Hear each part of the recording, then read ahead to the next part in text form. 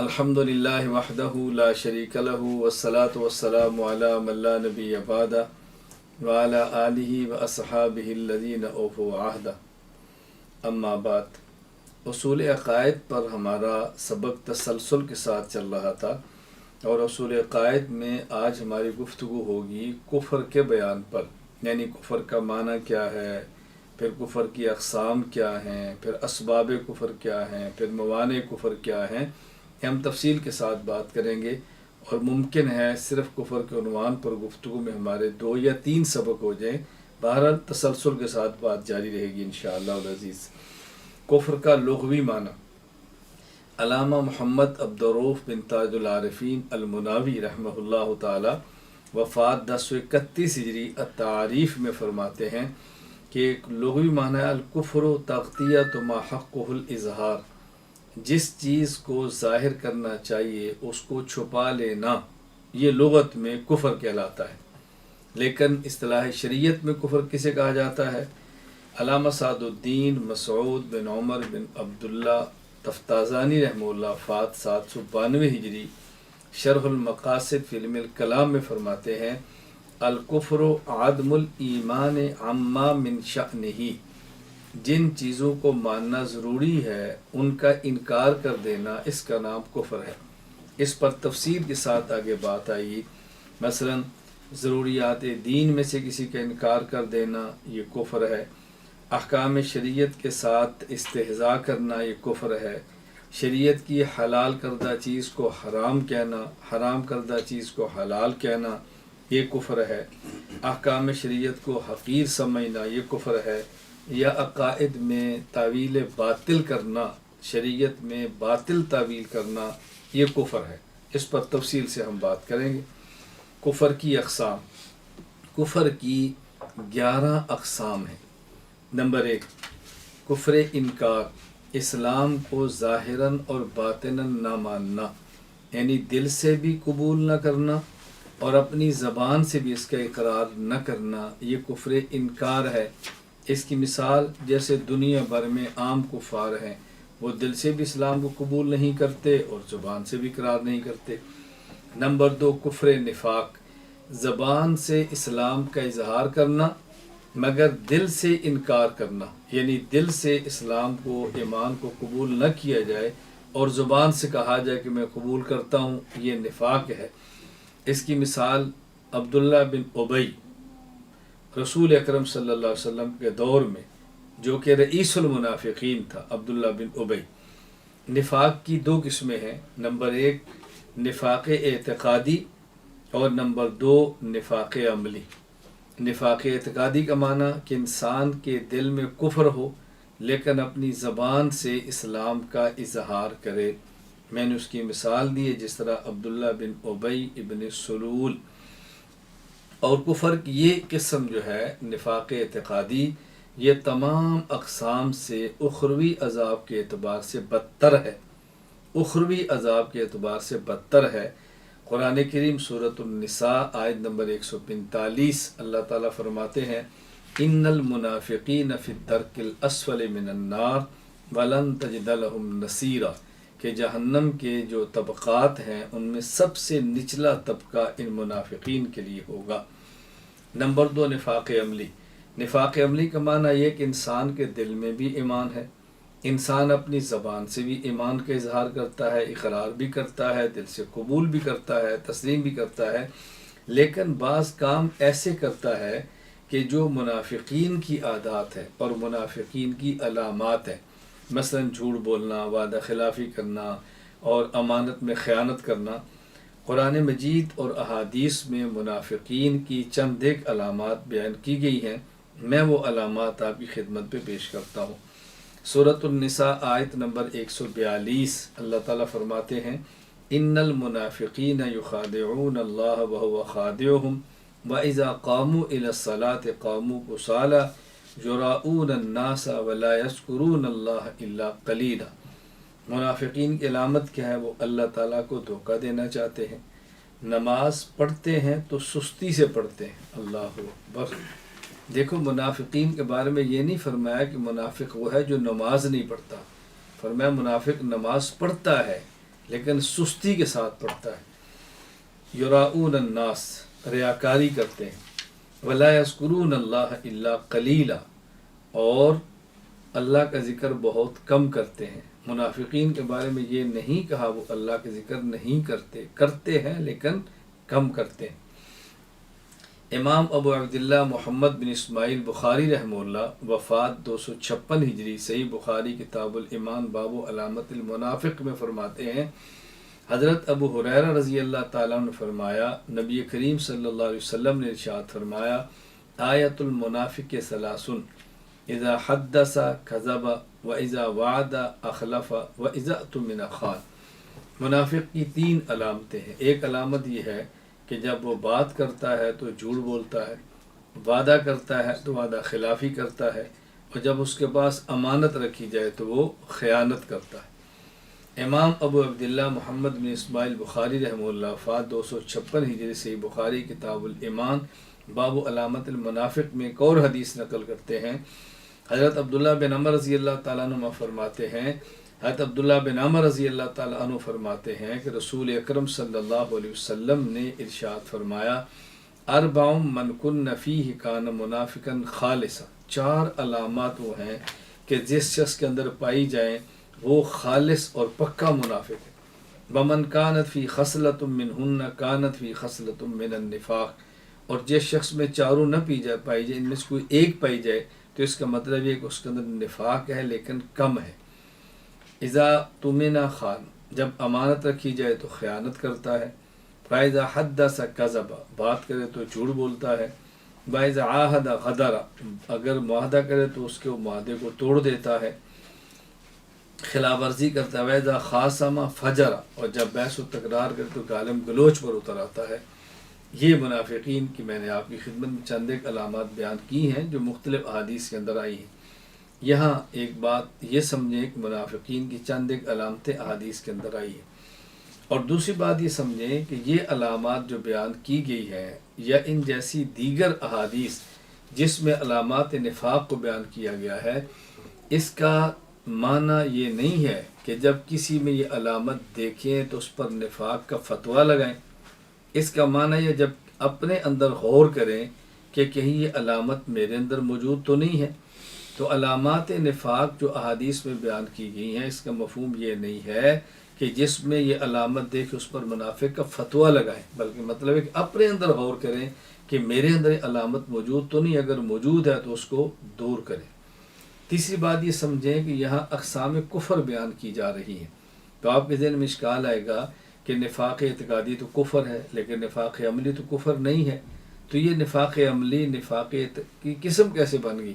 بات ذہن نشین فرما لیں، نفاق عملی اگرچہ حقیقتاً یہ نفاق کی قسم نہیں ہے، اس لیے کہ نفاق سے مراد یہاں پہ نفاق اعتقادی ہے، لیکن یہ نفاق عملی کو نفاق کی قسم ایسے ہی شمار کیا گیا ہے کہ جس طرح حدیث موضوع کو حدیث کی قسم بتایا جاتا ہے کہ حدیث کی ایک قسم صحیح ہے، ایک قسم حدیث ضعیف ہے اور ایک قسم حدیث موضوع ہے، تو وہاں حدیث کے موضوع ہونے کا معنی یہ نہیں کہ یہ حدیث ہے، مقصد یہ کہ ایک شخص من گھڑت بات کو حدیث کہہ کر پیش کر رہا ہوتا ہے تو وہاں بتایا جاتا ہے کہ حدیث نہیں، بے من گھڑت حدیث ہے۔ اسی طرح تعویل باطل کو تعویل کہہ دیا جاتا ہے، یعنی تعویل باطل کا معنی یہ ہے ایک شخص قرآن کا غلط معنی بیان کرتا ہے اور اس غلط معنی کو وہ صحیح تعویل کہتا ہے، تو ہم کہتے ہیں غلط معنی وہ تعویل ہے جو کہ باطل ہے۔ تو جس طرح تعویل باطل کو تعویل کی قسم کے طور پہ بیان کیا جاتا ہے، حدیث موضوع کو حدیث کی قسم کے طور پہ بیان کیا جاتا ہے، اسی طرح نفاق عملی کو بھی نفاق کی قسم کے طور پر بیان کیا گیا ہے۔ نمبر 3، کفر ارتداد، یعنی اپنی مرضی اور رضامندی سے اسلام قبول کرنا اور اسلام قبول کرنے کے بعد پھر اسلام سے پھر جانا اپنی رضامندی سے، یہ ہے کفر ارتداد۔ اس کی مثال جیسے عبداللہ بن نواحہ کا کفر۔ یہ عبداللہ بن نواحہ کون تھا؟ مسیلمہ کذاب ملعون نے جب دعوی نبوت کیا تو اس نے رسول اکرم صلی اللہ علیہ وسلم کے پاس جو قاصد بھیجے ان میں سے ایک عبداللہ بن نواحہ تھا اور ایک ابن اسال تھا۔ سن 11 ہجری میں جب مسیلمہ کذاب کے خلاف جہاد ہوا، مسیلمہ کذاب قتل ہو گیا اور اس کے بہت سارے ساتھی جہنم واصل ہو گئے، تو ان میں کچھ بچ بھی گئے تھے، جو بچے ان میں عبداللہ بن نواحہ بھی تھا۔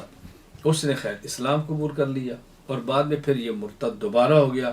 اس ارتداد کی وجہ سے عبداللہ بن مسعود رضی اللہ تعالیٰ عنہ نے اس کو قتل کروا دیا تھا، جس کا تفصیلی واقعہ حضرت امام ابو عبداللہ محمد بن عبداللہ بن محمد الحاکم النشاپوری رحمہ اللہ، وفات 405 ہجری، المستدرک علی الصحیحین، ذکر مسیلمۃ الکذاب وادعاء النبوہ کے اندر تفصیل کے ساتھ بیان فرماتے ہیں کہ حضرت قاسم بن عبد الرحمن بن عبداللہ مسعودی رضی اللہ تعالیٰ عنہ، حضرت قاسم بن عبد الرحمن بن عبداللہ مسعودی اپنے والد عبد الرحمن بن عبداللہ مسعودی، عبداللہ بن مسعود رضی اللہ بیٹے تھے عبد الرحمن، ان کے بیٹے پھر آگے قاسم ہے۔ تو یہ عبد الرحمن بن مسعودی فرماتے ہیں کہ ایک شخص حضرت عبداللہ بن مسعود رضی اللہ عنہ کے پاس آیا، اس نے کہا یا ابا عبد الرحمن، حضرت عبداللہ بن مسعود کی کنیت تھی ابو عبد الرحمن، ان ہاہنا قوما یقرؤون من قراءۃ مسیلمہ، کچھ لوگ ایسے ہیں کہ جو وہ قرآن پڑھتے ہیں جو ان کو مسیلمہ نے قرآن بنا کر دیا تھا۔ حضرت عبداللہ فرمانے کہ اکتاب غیر کتاب اللہ رسول غیر رسول اللہ بعد فشو الاسلام، اسلام کے ظاہر ہونے کے بعد اللہ کے قرآن کے علاوہ بھی کوئی کتاب پڑھی جا سکتی ہے، رسول اکرم صلی اللہ علیہ وسلم کے بعد بھی کسی کی نبوت کو مانا جا سکتا ہے۔ فردہ فجاء الیہ بعد، آپ نے فرمایا ایسا نہیں ہو سکتا۔ پھر شخص آیا اور اس نے کہا عبداللہ والذی لا الہ غیر انہم فی الدار لیقرؤون علی قراءۃ مسیلمہ، خدا کی قسم یہ لوگ فلاں گھر کے اندر بیٹھے ہیں اور جو مسیلمہ نے ان کو قرآن بنا کے دیا وہ اس کو پڑھ رہے ہیں۔ وَإِنَّ مَعَهُمْ لَمُصْحَفًا فِيهِ قِرَاءَةُ مُسَيْلَمَةَ وَذَلِكَ فِي زَمَانِ عثمان رضی اللہ تعالیٰ عنہ فقال عبد اللہ لقرظۃ، حضرت عبداللہ رضی اللہ تعالیٰ نے قرظہ کو فرمایا، وہ کون تھے؟ جو گھڑ سوار تھے، فرمایا انطلق حتیٰ تحیط بالدار، جاؤ فلاں گھر کا احاطہ کرو، گھر کا محاصرہ کرو، فتأخذ من فیہا، جو اس کے اندر موجود ہے ان کو پکڑو۔ ففعل، انہیں پکڑا، فاتاہ بثمانین رجلا، 80 آدمیوں کو لے کر آئے۔ فقال عبداللہ نے فرمایا، عبداللہ بن مسعود رضی اللہ عنہ فرمایا ویحکم اکتاب غیر کتاب اللہ رسول غیر رسول اللہ، تمہیں کیا ہو گیا؟ قرآن کے بعد بھی کوئی کتاب پڑھتے ہو؟ قرآن کے بعد بھی کوئی قرآن ہو سکتا ہے؟ اللہ کے پیغمبر کے علاوہ کوئی رسول ہو سکتا ہے؟ انہوں نے کہا نتوب الی اللہ، ہم توبہ کرتے ہیں۔ فإنا قد ظلمنا، ہم نے ظلم کیا ہے۔ فترکہم عبد اللہ لم یقاتلہم وسیرہم الی الشام، آپ نے ان کو چھوڑ دیا اور ان کو ملک شام کی طرف جلا وطن کر دیا، بھجوا دیا۔ غیر رئیسہم ابن النواح، عبداللہ بن نواح ان کا رئیس تھا، ابا ان یتوب، اس نے توبہ کرنے سے انکار کر دیا۔ حضرت عبداللہ بن مسعود رضی اللہ تعالی عنہ نے قرظہ کو فرمایا اذهب فاضرب عنقہ، اس کی گردن اڑا دو، وطرح رأسہ فی حجر امی، اور اس کا سر اس کی ماں کی گود میں ڈال دو۔ فإنی اراہا قد علمت فعلہ، اس لیے کہ میں جانتا ہوں کہ اس کی ماں کو اس کی کرتوت کا پتہ ہے، اس کی گردن اڑا دی گئی۔ پھر حضرت عبداللہ بن مسعود رضی اللہ تعالیٰ عنہ نے واقعہ بیان فرمایا عبداللہ بن نواح یہ وہ شخص ہے، یہ اور ابن اسال رسول اکرم صلی اللہ علیہ وسلم کی خدمت میں مسیلمہ کذاب کے قاصد بن کر آئے تھے، تو اللہ کے نبی نے اس عبداللہ کو رسول اللہ صلی اللہ علیہ وسلم نے فرمایا تھا۔ کیا فرمایا؟ آپ نے فرمایا تشہد انی رسول اللہ، تو گواہی دیتا ہے میں اللہ کا رسول ہوں۔ اس بدبخت نے کہا تشہد ان مسیلمہ رسول اللہ، اے محمد آپ کہتے ہیں کہ مسیلمہ اللہ کے رسول ہے؟ اللہ اکبر۔ رسول اللہ صلی اللہ علیہ وسلم فرمانے لگے لولا انک رسول لقتلتک، اگر تو قاصد نہ ہوتا تو میں تیری گردن اڑا دیتا، تو سفیر نہ ہوتا میں تیری گردن اڑا دیتا۔ کہتے ہیں فجرت السنہ یومئذ اللہ یقتل رسول، اس دن سے یہ طریقہ چل پڑا کہ کسی کے سفیر کو قتل نہیں کیا جاتا، کسی کے سفیر کو قتل نہیں کیا جاتا۔ خیر میں نے بتانا یہ تھا کہ میں نے تفصیلی واقعہ بیان کیا آپ کی خدمت میں، عبداللہ بن نواحہ کا جو مرتد ہوا اور عبداللہ بن مسعود رضی اللہ تعالی عنہ نے اس کی گردن کو اڑا دیا۔ نمبر 4 کفر شرک، اللہ کو مان کر اس کی ذات یا مخصوص صفات میں کسی غیر اللہ کو شریک کیا جائے، جیسے مشرکین مکہ۔ نمبر 5 کفر کتابی، پہلی کسی آسمانی کتاب کو مانتے ہوئے حضور اکرم صلی اللہ علیہ وسلم کی تشریف آوری کے بعد قرآن کریم کا انکار کرنا۔ سارے لفظ یاد رکھ لیں، پہلی آسمانی کتاب کو مانتے ہوئے رسول اکرم صلی اللہ علیہ وسلم کی تشریف آوری کے بعد قرآن کریم کا انکار کر دینا، یہ کفر ہے، اور اس کو کفر کتابی کہتے ہیں، جیسے اس کی واضح مثال یہود ہیں اور نصارہ ہیں۔ نمبر 6 کفر دہری، عالم کو قدیم مان کر حوادثات کو زمانہ کی طرف منسوب کرنا۔ کیا معنی؟ یعنی یہ جو زمانہ ہے، یہ جہان ہے، یہ مانا جائے قدیم یعنی ہمیشہ سے ہے، اور دنیا میں جو کام بھی ہوتا ہے یہ اللہ نہیں کرتے، زمانہ کرتا ہے، زمانہ کرتا ہے۔ جیسے فرقہ دہریہ، یہ دہری و فرقہ ہے جو کہتے ہیں کہ دہر یعنی زمانہ یہ سب کچھ کرتا ہے۔ یہاں ایک بات میں وضاحت کر دوں، آج کل ہمارے ہاں معاشرے بساقت کہہ دیا جاتا ہے یہ وقت فیصلہ کرے گا کون سچا تھا کون جھوٹا تھا، وقت حالات کو بدلتا رہتا ہے، وقت یوں کر دے گا۔ یہ کفر نہیں ہے، یہ ہمارے معاشرے کے عرف ہے جس میں یہ بتانا مقصود ہوتا ہے کہ وقت کے ساتھ حالات بدلتے رہتے ہیں، وقت فیصلہ بنے گا، کہتے ہیں نا آنے والا وقت فیصلہ کرے گا۔ آنے والے وقت فیصلہ کرنے کا مطلب ہوتا ہے کہ آنے والے وقت میں فیصلہ ہو جائے گا کون سچا ہے کون جھوٹا ہے۔ اس لیے کسی پر کفر کا فتویٰ لگاتے ہوئے بہت زیادہ احتیاط کرنے کی ضرورت ہے۔ نمبر 7 کفر معطلی، وجود باری تعالیٰ کا انکار کرنا، جیسے فرقہ معطلہ۔ نمبر 8 کفر زندقہ، اس کی 2 صورتیں ہیں۔ نمبر 1 ایمان کا دعویٰ کر کے ضروریات دین کا صراحتاً انکار کرنا، مثلا انسان خود کو مسلمان بھی کہے اور حضرت ابو بکر صدیق رضی اللہ تعالی عنہ کو خلیفہ اول بلا فصل بھی نہ مانے۔ ایمان کا دعویٰ کرتے ہوئے ضروریات دین کا انکار کرنا، اچھی طرح ذہن نشین فرما لیں۔ نمبر 2 ایسی تعویل کرنا جو امت کے متواتر عقیدہ کے منافی ہو، یعنی انسان ایمان کا دعویٰ بھی کرے لیکن شریعت کے کسی قطعی عقیدہ میں ایسی تعویل کرے جو امت کے عقیدہ متواترہ کے خلاف ہو۔ جس طرح کوئی شخص خود کو مسلمان بھی کہے، رسول اکرم صلی اللہ علیہ وسلم کو خاتم النبیین بھی مانے، لیکن تعویل کرے ختم نبوت میں ذلی اور بروزی کی، یعنی نبی پاک صلی اللہ علیہ وسلم نبی ہیں اور مرزا غلام احمد قادیانی بروزی نبی ہے۔ بروزی کا معنی ہے بارزا یبرز بروزن، یہ بروزی کا معنی ہوتا ہے کہ کسی کی جگہ پر ظاہر ہونا، یعنی مرزا نبی پاک صلی اللہ علیہ وسلم علیہ باللہ جگہ پر ظاہر ہوا ہے، یا ذلی کہ اصل نبی وہ ہیں اور یہ ان کا عکس ہے اور یہ ان کی طرح نبی ہے علیہ باللہ۔ تو یہ تعویل کرنا کہ ہم مرزے کو نبی، حضور کو آخری نبی مانتے ہیں اور مرزے کو نبی اس معنی مانتے ہیں کہ حضور کی جگہ پر آخری وہی ہے علیہ باللہ، یہ ان کا عکس ہے، یہ ان کا سایہ ہے، تو ایسی تعویل جو قطعی عقیدہ کے خلاف ہو یہ بھی زندقہ ہے۔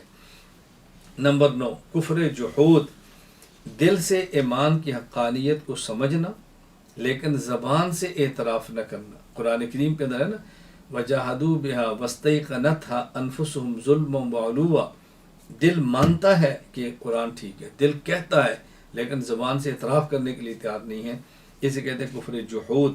جیسے ابلیس، اس کو سارا پتہ ہے لیکن پھر بھی انکار کرتا ہے۔ نمبر 10 کفر عناد، دل سے حق سمجھنا، زبان سے اقرار بھی کرنا لیکن اس کو قبول نہ کرنا اور اختیار نہ کرنا۔ جس طرح ابو طالب، ان کا دل بھی مانتا تھا کہ رسول اللہ صلی اللہ علیہ وسلم سچے ہیں اور وہ کہتے بھی تھے محمد اللہ کے رسول ہیں، لیکن اس کو قبول نہیں کرتے تھے، اختیار نہیں کرتے تھے کہ آپ کا کلمہ پڑھ لیتے اور آپ کی شریعت کو مان لیتے، ایسا انہوں نے نہیں کیا۔ تو یہ ہے کفر عناد۔ نمبر 11 کفر مفادی، کفر مفادی کسی دنیاوی مفاد اور کسی دنیاوی غرض کی وجہ سے اپنے آپ کو کافر کہنا یا اپنے آپ کو کافر لکھنا۔ مثال کے طور پہ جیسے آج کے دور میں بعض لوگ کسی کافر ملک کا ویزا لینے کے لیے خود کو کافر لکھ دیتے ہیں۔ کتنے لوگ ہیں جو کسی ملک کا ویزا لینے کے لیے خود کو قادیانی لکھ دیتے ہیں، بعض عیسائی لکھ دیتے ہیں، پوچھو کہتا نہیں میں مسلمان ہوں، میرے دل میں ایمان ہے، بس میں نے ویزا لینے کے لیے، میں نے نیشنلٹی لینے کے لیے میں نے یہ لکھ دیا تھا، تو یہ بھی کفر ہے، اس کو اچھی طرح ذہن نشین فرما لیں۔ یہاں ایک سوال اور اس کا جواب ذہن نشین فرما لیں۔ کفر مفادی یعنی کسی ملک کا ویزا یا کسی غرض کی خاطر خود کو کافر کہنا یا لکھنا اور دل میں وہ کفر نہ ہو، یہ کیسے کفر ہو سکتا ہے؟ بس اوقات ایک انسان مضطر ہوتا ہے، مجبور ہوتا ہے، حالت اضطرار کی وجہ سے اس کی زبان میں دل میں ایمان ہوتا ہے لیکن زبان سے کفر کا اظہار کرتا ہے، اور آپ کہتے ہیں یہ مومن ہے۔ یعنی کسی شخص کو جان کا خطرہ ہو، کسی شخص کو عضو کے کٹ جانے کا خطرہ ہو، وہ زبان سے کفر کا اقرار کر لے تو آپ کہتے ہیں یہ مومن ہے۔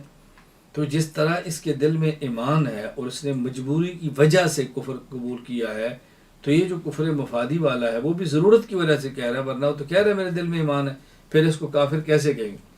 اچھی طرح بات ذہن نشین فرما دیں، دو لفظ ذہن نشین فرما لیں، ایک ہے جلب منفعت اور ایک ہے دفع مضرت۔ جلب منفعت کا معنی ہوتا ہے فائدہ حاصل کرنا، اور دفع مضرت کا معنی ہوتا ہے نقصان سے بچنا۔ دل میں ایمان رکھتے ہوئے زبان سے کلمہ کفر کہنا جلب منفعت کی وجہ سے فوائد دنیاوی حاصل کرنے کے لیے جائز نہیں ہے، لیکن دل میں ایمان رکھتے ہوئے زبان سے کلمہ کفر کہہ دینا دفع مضرت یعنی نقصان کے بچنے کی وجہ سے اس کی شریعت نے گنجائش دی ہے، لیکن نقصان ہو جس کو شریعت نقصان کہے۔ مثلا اگر کسی کہا جائے بھی تم کل کفر قبول کرو ورنہ تمہیں مار دیں گے، اب گنجائش ہے۔ تم کلمہ کفر پڑھو ورنہ تمہارا ہاتھ کاٹ دیں گے، اب گنجائش ہے۔ تو میں گزارش کر رہا ہوں کہ فائدہ دنیاوی حاصل کرنے کے لیے دل میں ایمان ہوتے ہوئے زبان سے کلمہ کفر کہنے کی گنجائش نہیں ہے، لیکن نقصان دنیاوی سے بچنے کے لیے، اور نقصان دنیاوی سے مراد ہے جب جان یا عضو کے ضائع ہونے کا خطرہ ہو تو اس وقت زبان سے کلمہ کفر کہنا اس کی گنجائش موجود ہے، جبکہ دل میں ایمان موجود ہو۔ قرآن کہتا ہے وَقَلْبُ مُطْمَئِنٌ بِالْإِيمَانِ۔ یہاں جو میں نے آپ کی خدمت میں پیش کی ہے اور میں نے بتایا کہ کفر کی 11 اقسام ہیں، ان 11 اقسام میں سے 8 اقسام وہ ہیں کہ جن کو علامہ سعد الدین مسعود بن عمر بن عبداللہ تفتازانی رحمہ اللہ وفات 792 ہجری، انہوں نے ذکر فرمایا شرح المقاصد فی علم الکلام میں۔ اور ان میں کفر کی 2 قسمیں وہ ہیں کہ جن کو خاتم المحدثین علامہ محمد انور شاہ کشمیری رحمہ اللہ وفات 1352 ہجری نقل فرمایا ہے فیض الباری کتاب الایمان اقسام الکفر۔ اور 11ویں قسم میری معلومات کے مطابق گزشتہ علم الکلام یا علم العقائد یا کسی کتاب کے اندر مذکور نہیں ہے، یہ 11ویں قسم کا ذکر میں نے کیا ہے۔ ان میں نے عرض کیا 11 اقسام میں سے جو پہلی 8 اقسام ہیں ان کا ذکر کیا علامہ سعد الدین مسعود بن عمر بن عبداللہ تفتازانی رحمہ اللہ تعالی نے۔ وہ کون سی ہیں میں نے تفصیل کے ساتھ پہلے ذکر کر دی ہے، میں پھر اس کا اعادہ کر دوں بڑے اختصار کے ساتھ تاکہ بات آپ کے سامنے آ جائے کہ وہ کون سی اقسام ہیں جن کا ان نے ذکر فرمایا ہے، وہ میں پھر گنوا دیتا ہوں، اچھی طرح ذہن نشین فرما لیں۔ نمبر 1 کفر انکار، قد ظہر ان الکافر اسم لمن لا ایمان لہ۔ نمبر 2 کفر نفاق، فإن اظہر الایمان خص باسم المنافق۔ نمبر 3 کفر ارتداد، وإن طرح کفرہ بعد الاسلام خص باسم المرتد لرجوعہ عن الاسلام۔ نمبر 4 کفر شرک، وإن قال بإلہین او اکثر خص باسم المشرک لإثبات الشریک فی الالوہیہ۔ نمبر 5 کفر کتابی، وإن كان متدینا ببعض الادیان والکتب المنسوخہ خص باسم الکتابی کالیہودی والنصرانی۔ نمبر 7 کفر معطلی، وَإِنْ كَانَ لَا يُثْبِتُ الْبَارِيَّ تَعَالَى خُصَّ بِاسْمِ الْمُعَطِّلِ۔ نمبر 8 کفر زندقہ، وَإِنْ كَانَ مَا اعْتِرَافِهِ بِنُبُوَّةِ النَّبِيِّ صلی اللہ علیہ وسلم إِظْهَارِهِ شَعَائِرَ الْإِسْلَامِ بِبَطْنِ عَقَائِدِهِ هِیَ كُفْرٌ بِالاتفاق خُصَّ بِاسْمِ زندیق۔ یہ 8 اقسام وہ ہے جن کو علامہ سعد الدین تفتازانی رحمۃ اللہ علیہ نے شرح المقاصد فی علم الکلام کے اندر ذکر فرمایا ہے۔ اس کے بعد میں نے آپ کی خدمت میں عرض کیا کہ مزید 9 اور 10 یہ دو ان کا ذکر حضرت خاتم المحدثین علامہ انور شاہ کشمیری رحمۃ ذکر فرمایا ہے فیض الباری میں۔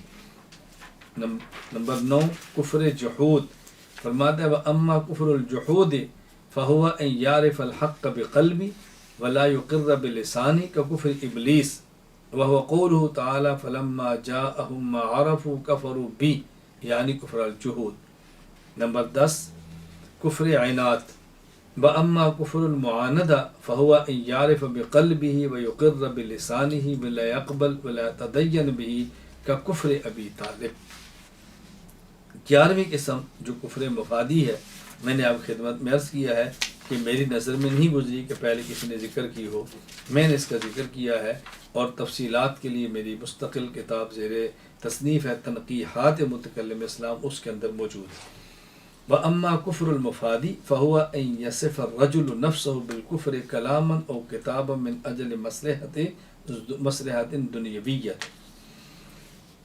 دوسری بات یہ ذہن نشین فرما لیں کہ میں نے عرض کیا کفر کی 11 اقسام ہیں، یہ 11 کی 11 اقسام کفر آج بھی موجود ہیں، لیکن ان میں ایک قسم کفر نفاق، ہم اس کا دنیا میں کسی شخص پر فتویٰ نہیں لگا سکتے کہ یہ منافق اعتقادی ہے اور یہ کافر منافق ہے، نہیں کہہ سکتے۔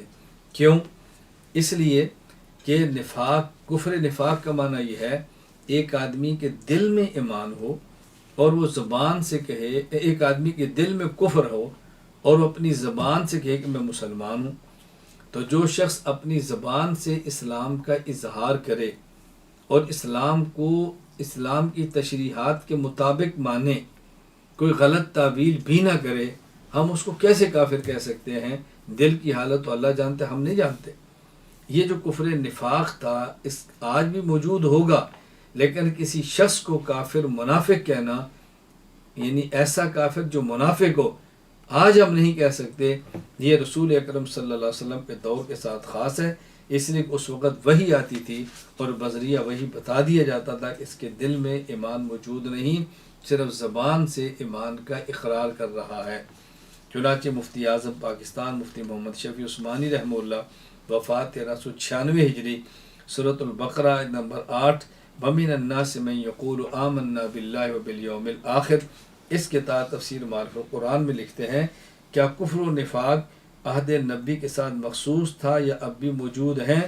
اس معاملہ میں صحیح یہ ہے کہ منافق کے نفاق کو پہچاننا اور اس کو منافق قرار دینا 2 طریقوں سے ہوتا تھا۔ ایک یہ کہ اللہ تعالیٰ نے اپنے رسول صلی اللہ علیہ وسلم کو بذریعہ وحی بتلا دیا کہ فلاں شخص دل سے مسلمان نہیں، منافق ہے۔ دوسرے کہ اس کے کسی قول و فعل سے کسی عقید اسلام کے خلاف کوئی بات یا اسلام کی مخالفت کا کوئی عمل ظاہر اور ثابت ہو جائے۔ حضرت صلی اللہ علیہ وسلم کی وفات کے بعد انقطاع وحی کے سبب ان کے پہچاننے کی پہلی صورت تو باقی نہ رہی، مگر دوسری صورت اب بھی موجود ہے۔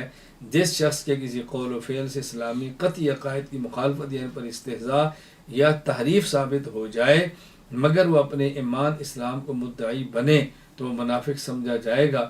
ایسا منافق کا نام قرآن کریم کی اصطلاح میں ملحد ہے۔ الذین یلحدون فی آیاتنا، سورہ فصلات آیت نمبر 40، اور حدیث میں اس کو زندیق کے نام سے موسوم کیا گیا ہے، مگر چونکہ اس کا کفر دلیل سے ثابت اور واضح ہو گیا اس لیے اس کا حکم سب کفار جیسا ہو گیا، الگ کوئی حکم اس کا نہیں ہے۔ اسی لیے علماء امت نے فرمایا کہ رسول اللہ صلی اللہ علیہ وسلم کے بعد منافقین کا قضیہ ختم ہو گیا، اب جو مومن نہیں وہ کافر کہلائے گا۔ تیسری بات یہ اچھی طرح سے نشین فرما لیں، اگر کوئی شخص کسی کافر فرقہ کی طرف اپنی نسبت کرتا ہے تو اس کو کافر ہی سمجھا جائے گا، اگرچہ اس کو اس کافر فرقہ کے عقائد معلوم نہ ہو۔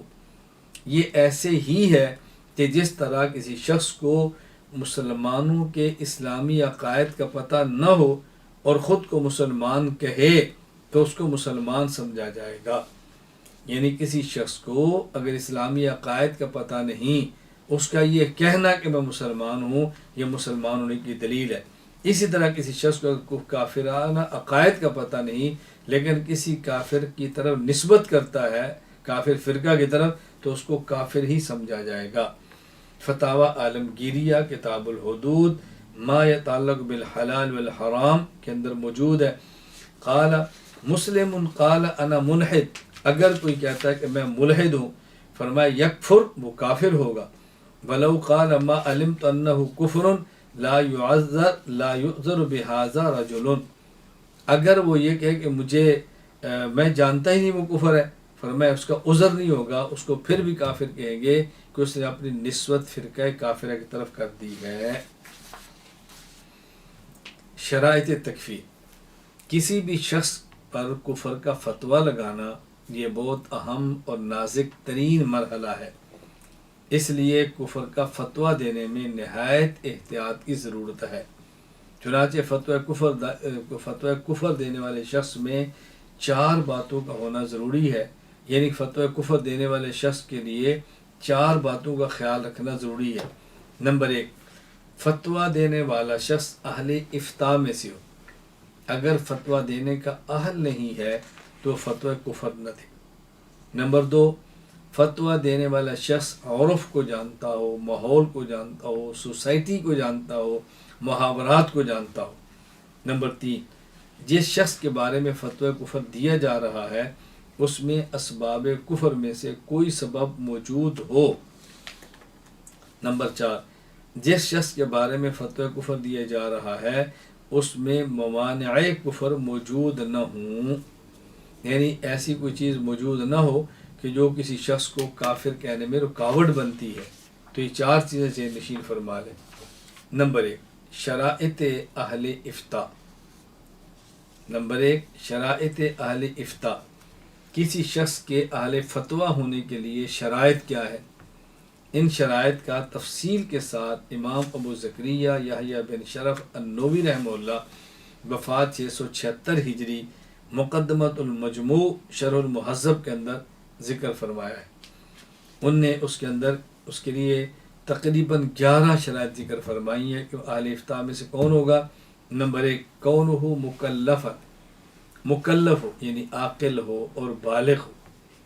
مکلف ہو، احکام شریعت کا مکلف کون ہوتا ہے؟ نابالغ بھی نہیں ہوتا، مجنون بھی نہیں ہوتا، یعنی وہ عاقل ہو اور بالغ ہو۔ یہاں مجھے مکلف ہونے سے ایک بات یاد آئی، یہ بات اچھی طرح ذہن نشین فرما لیں کہ جب ہم کہتے ہیں کہ شریعت آسان ہے، آسان ہونے کا معنی یہ ہے کہ شریعت پر عمل کرنا ناممکن نہیں۔ آسان ہونے کا معنی یہ نہیں ہے کہ شریعت پر عمل کرنا مشکل بھی نہیں۔ اگر مشکل بھی نہ ہو تو ہر بندہ روزے رکھے، مشکل بھی نہ ہو تو ہر بندہ حج کرے، مشکل ہی نہ ہو تو ہر بندہ صاحب نصاب زکوٰۃ دے۔ مشکل ہے تو لوگ اس پہ عمل نہیں کرتے، اور اگر مشکل نہ ہو تو شریعت پر عمل کرنے کا اجر کیسے ہوگا؟ اجر تو تب ہی ہوگا کہ جب مشکل ہوگا۔ اور سب سے اہم بات یہ ہے کہ ہم شریعت پر عمل کرنے کے لیے جو شرائط پائی جائیں تو ہم کہتے ہیں شریعت کا پابند ہے۔ تو پابند شریعت لفظ بولا جاتا ہے مکلف، مکلف تکلیفن سے ہے، تکلیفن کلفتن سے ہے، کلفتن کا معنی مشقت ہے، تو مکلف کا معنی یہ ہے کہ جس کو مشقت کا حکم دیا گیا ہو، اسی کا نام تو مکلف ہے، وگرنہ مکلف کیسے ہوگا؟ اس لیے یہ معنی بیان کرنا کہ شریعت بہت آسان ہے، مشکل نہیں، یہ غلط ہے۔ آسان کا معنی یہ ہے کہ شریعت پر عمل کرنا ناممکن نہیں، بلکہ آدمی کرنا چاہے تو کر سکتا ہے۔ یہ ہے شریعت کے آسان ہونے کا معنی، جس کو اچھی طرح ذہن نشین فرما لیں۔ نمبر 2، مسلمہ، یہ شخص مسلمان ہو۔ نمبر 3، ثقۃ، اپنے فن میں پختہ ہو۔ نمبر 4، مأمونا، باعتماد ہو۔ نمبر 5 متنزہ عن اسباب الفسق، اسباب فسق سے بچنے والا ہو۔ نمبر 6 وخوارم المروہ، خلاف مروت امور سے بچے۔ کچھ چیزیں ناجائز ہوتی ہیں اور کچھ چیزیں عالم کی شان کے لائق نہیں ہوتی، اس سے بھی بچے۔ فقیہ نفس، فقہ ذوق کا حامل ہو، نفس کے فقر و فریب کو جانتا ہو۔ سلیم الذہن، ذکاوت اور فطانت والا ہو۔ رسین الفکر، پختہ رائے والا ہو۔ صحیح التصرف والاستنباط، اصول و قواعد کو فروعات پر منطبق کرنے اور دلائل کی تہ میں چھپے ہوئے مسائل نکالنے کا درست ملکہ رکھنے والا ہو۔ متیقظاً، بیدار مغز ہو۔ یہ 11 شرائط علامہ نووی رحمہ اللہ کی ہے اہل فتویٰ کے لیے۔ باقی اس کا آزاد ہونا یا غلام ہونا یا مرد ہونا یا عورت ہونا یہ کوئی شرط نہیں۔ عورت بھی ہو سکتی ہے مفتی، مرد بھی ہو سکتا ہے، آزاد بھی ہو سکتا ہے، غلام بھی ہو سکتا ہے، اور حتیٰ کہ نابینا اور گنگا بھی مفتی ہو سکتا ہے۔ چنانچہ علامہ نووی رحمہ اللہ نے صراحت فرمائی ہے سواء فیہ الحر والعبد والمرأة والعامہ والاخرس اذا کتب او فہمت اشارتہ، فرمایا کہ اس میں مرد، عورت، آزاد، غلام، نابینا اور گنگا سب مساوی ہیں۔ کب؟ جب یہ لکھ سکتا ہو، یعنی اگر گنگا سمجھا سکتا ہو، اس کا اشارہ سمجھا سکتا ہو، لکھ کر بات بتا سکتا ہو، تو یہ بھی فتویٰ دے سکتا ہے۔ یہاں 2 اشکال ہیں، ذرا ان کا جواب اچھی طرح سمجھ۔ پہلا اشکال یہ ہے، اگر کوئی شخص مفتی نہ ہو تو کیا وہ کافر کو کافر بھی نہ کہے؟ اگر کوئی شخص مفتی نہ ہو تو کیا وہ کافر کو کافر بھی نہ کہے؟ کافر کو کافر کہنے کے لیے بھی کیا مفتی ہونے کی ضرورت ہے؟ یعنی یہودی ہے تو اس کو وہ کافر کہے گا جو مفتی ہو، کوئی عیسائی ہے تو اس کو وہ کافر کہے گا جو مفتی ہو؟ جواب ذہن نشین فرما لیں، جب ہم کہتے ہیں کسی شخص پر فتوی کفر دینے کے لیے مفتی ہونا ضروری ہے، اس کا مطلب یہ ہے کہ جو مفتی نہ ہو وہ از خود فتوی کفر نہ دے۔ جب فتوی کفر مفتیان دے دیں تو یہ ان کے فتوے کو نقل کرے۔ یہودیت، عیسائیت اور ہندویت کا تو معنی بالکل الگ ہے۔ ان کو کافر کہنا کو مفتیان کے فتوے پر نہیں، ان کو تو قرآن کافر کہتا ہے، احادیث کافر کہتی ہیں، وہ تو صراحتاً ضروریات دین کا انکار کر رہے ہیں۔ تو ہم یہ کہتے ہیں کہ کافر کو کافر مطلب مفتی جس پر فتوی کفر دے اس کو کہیں، اور جس پر مفتی فتوی کفر نہ دے اس کو کافر کہنے میں احتیاط کرے، یہ معنی ہے۔ یہ نہیں کہ مسلمان غیر مفتیات وہ کافر کو بھی کافر نہ سمجھے۔ اچھا، دوسرا شبہ کیا ہے؟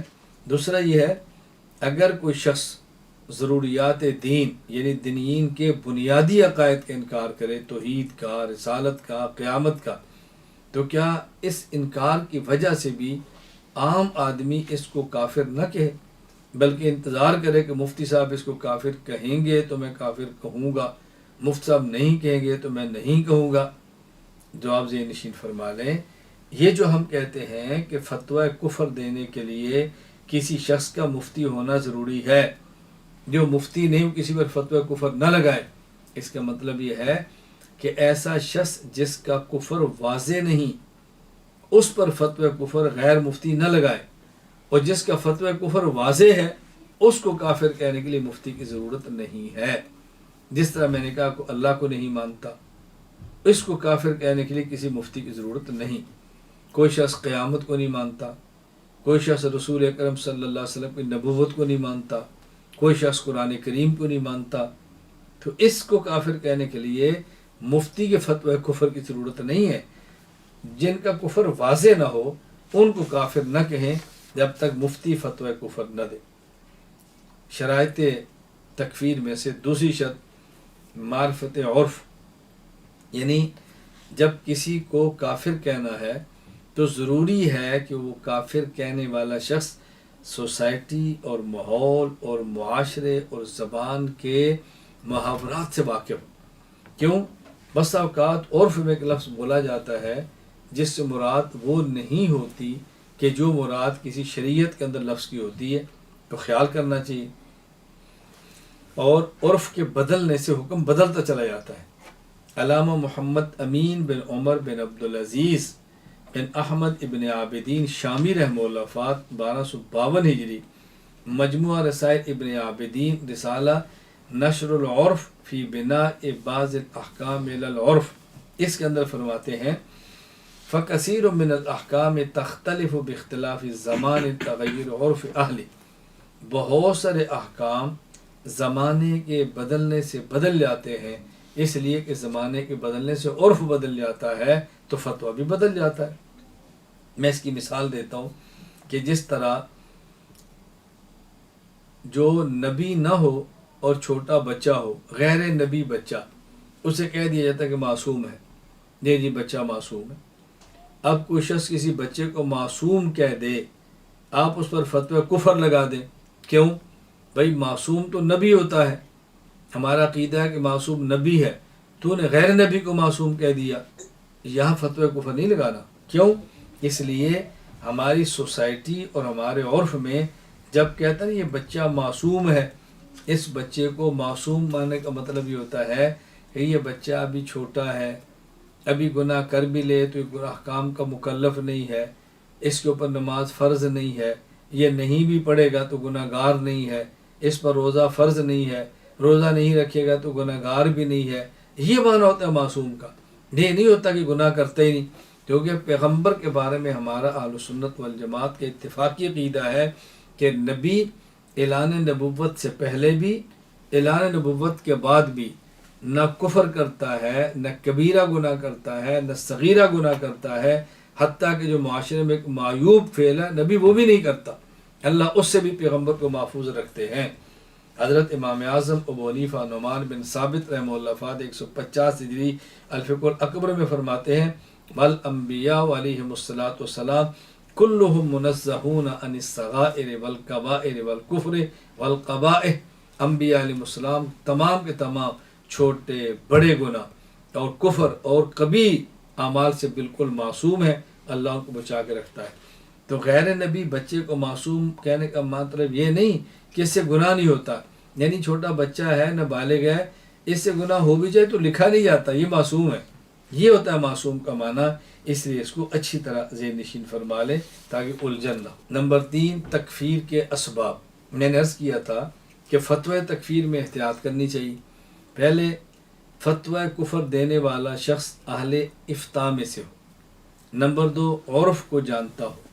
نمبر 3، جس کو کافر کہا جا رہا ہے اس میں کوئی ایسا سبب موجود ہو جس کی بنیاد پر کفر کا فتویٰ دیا جا سکتا ہے۔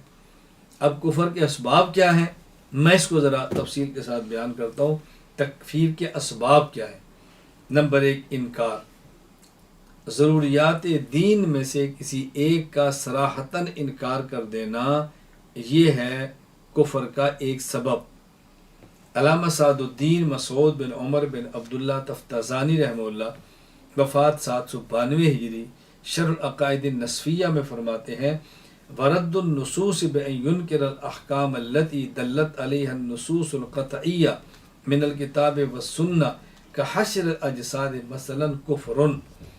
نصوص کو اس طرح نظر انداز کرنا کہ جن احکام کے بارے نصوص قطعیہ موجود ہیں ان احکام کا انکار کر دیا جائے تو یہ کفر ہے، جیسے قیامت کے دن جسموں کے دوبارہ زندہ ہونے کا انکار کرنا۔ نمبر 2، استحلال۔ استحلال کا مطلب جن امور کو شریعت نے حرام قرار دیا ہے ان کو حلال سمجھنا، یہ کفر ہے، لیکن اس کے لیے 2 شرطیں ہیں۔ نمبر 1، حلال سمجھنے والے کو معلوم ہو کہ یہ چیز حرام ہے۔ نمبر 2، اس چیز کی حرمت قطعی ثبوت اور قطعی دلالت ہو۔ قطعی ثبوت کا معنی اس کی حرمت ہم تک جو پہنچی ہے وہ یقین کے ساتھ ہو، تواتر کے ساتھ ہو۔ نمبر 2، قطعی دلالت ہو، اس کا معنی ایک و دیگر کے معنی کا احتمال نہ ہو ورنہ دلالت ظنی ہو جاتی ہے۔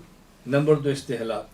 چنانچہ علامہ سعد الدین مسعود بن عمر بن عبداللہ تفتازانی رحمہ اللہ وفات 792 ہجری، وہ فرماتے ہیں شرح العقائد النسفیہ میں والاستحلال کفر لما فیہ من التکذیب المنافی للتصدیق۔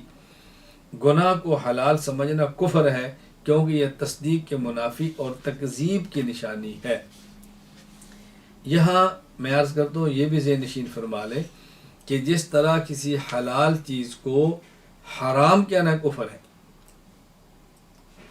کسی حرام چیز کو حلال کہنا کفر ہے، اسی طرح جو چیزیں شریعت نے حلال کی ہیں ان کو حرام کہنا بھی کفر ہے۔ یعنی حلال کو حرام کہنا بھی کفر ہے اور حرام کو حلال کہنا، دونوں۔ یہ بات اچھی طرح ذہن نشین فرما لیں تاکہ الجھن نہ ہو۔ جس طرح حرام چیز کو حلال سمجھنا کفر ہے، اسی طرح کسی حلال چیز کو حرام سمجھنا یہ بھی کفر ہے۔ کسی کی حلت یہ ثابت ہو، قطعی ثبوت ہو اور قطعی دلالت بھی ہو، اور اس کا ثبوت بھی قطعیت کے ساتھ ہو، اور جو کہہ رہا ہے اس کو معلوم بھی ہو، یہ بات اچھی طرح ذہن نشین فرما لیں۔ نمبر 2، استخفاف۔ استخفاف کا معنی ہے غیر معمولی چیز کو معمولی سمجھنا اور عظیم چیز کو حقیر سمجھنا۔ احکام شریعت کو ساتھ استخفاف یہ بھی کفر ہے۔ اس کی بھی 2 صورتیں ہیں۔ نمبر 1، جن چیزوں کو شریعت مطہرہ نے عزت و احترام بخشا ہے ان کی توہین و تذلیل کرنا، جیسے اللہ تعالیٰ کا نام، اس کی توہین کرنا یہ کفر ہے۔ رسول اکرم صلی اللہ علیہ وسلم کی توہین کرنا یہ کفر ہے۔ قرآن کریم کی توہین کرنا یہ کفر ہے۔ نمبر 2، شریعت کی حرام کردہ چیزوں کی حرمت کو معمولی سمجھنا اور وعیدوں کو اہمیت نہ دینا یہ بھی کفر ہے۔ جیسے زنا کی حرمت بہت سخت ہے، کہ اس حرمت کو معمولی سمجھے۔ سود کی حرمت بہت سخت ہے، اس کو معمولی سمجھے، یہ کفر ہے۔ علامہ سعد الدین مسعود بن عمر بن عبداللہ تفتازانی رحمہ اللہ وفات 792 ہجری شرح العقائد النسفیہ میں فرماتے ہیں، اذا کان بطریق الاستحلال والاستخفاف کان کفرا لکونہ علامت التکذیب۔ نمبر 4، استہزاء۔ شرعی احکام کا مذاق اڑانا یہ بھی کفر ہے۔ مثلا داڑھی کا کوئی شخص مذاق اڑائے، ایک ہے داڑھی نہ رکھنا یہ الگ بات ہے، اور ایک ہے داڑھی کا مذاق اڑانا یہ الگ بات ہے۔ داڑھی نہ رکھنا یہ جرم ہے، فسق ہے، گناہ ہے کبیرہ، لیکن داڑھی کا مذاق اڑانا یہ کفر ہے۔ امام ابو بکر احمد بن علی الجساس الرازی رحمہ اللہ وفات 370 ہجری، یہ احکام القرآن الجساس سورۃ التوبہ کی آیت نمبر 65 کے تحت فرماتے ہیں، ان الاستہزاء بآیات اللہ وبشیء من شرائع دینہ کفر۔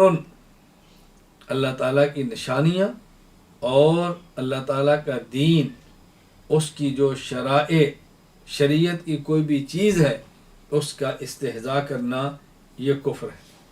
یہاں بطور فائدہ ایک بات ذہن نشین فرما لیں، کسی سے دل لگی کرنا، اس کے لیے 3 لفظ استعمال ہوتے ہیں۔ نمبر 1 مزاح، نمبر 2 مذاق، نمبر 3 استہزاء۔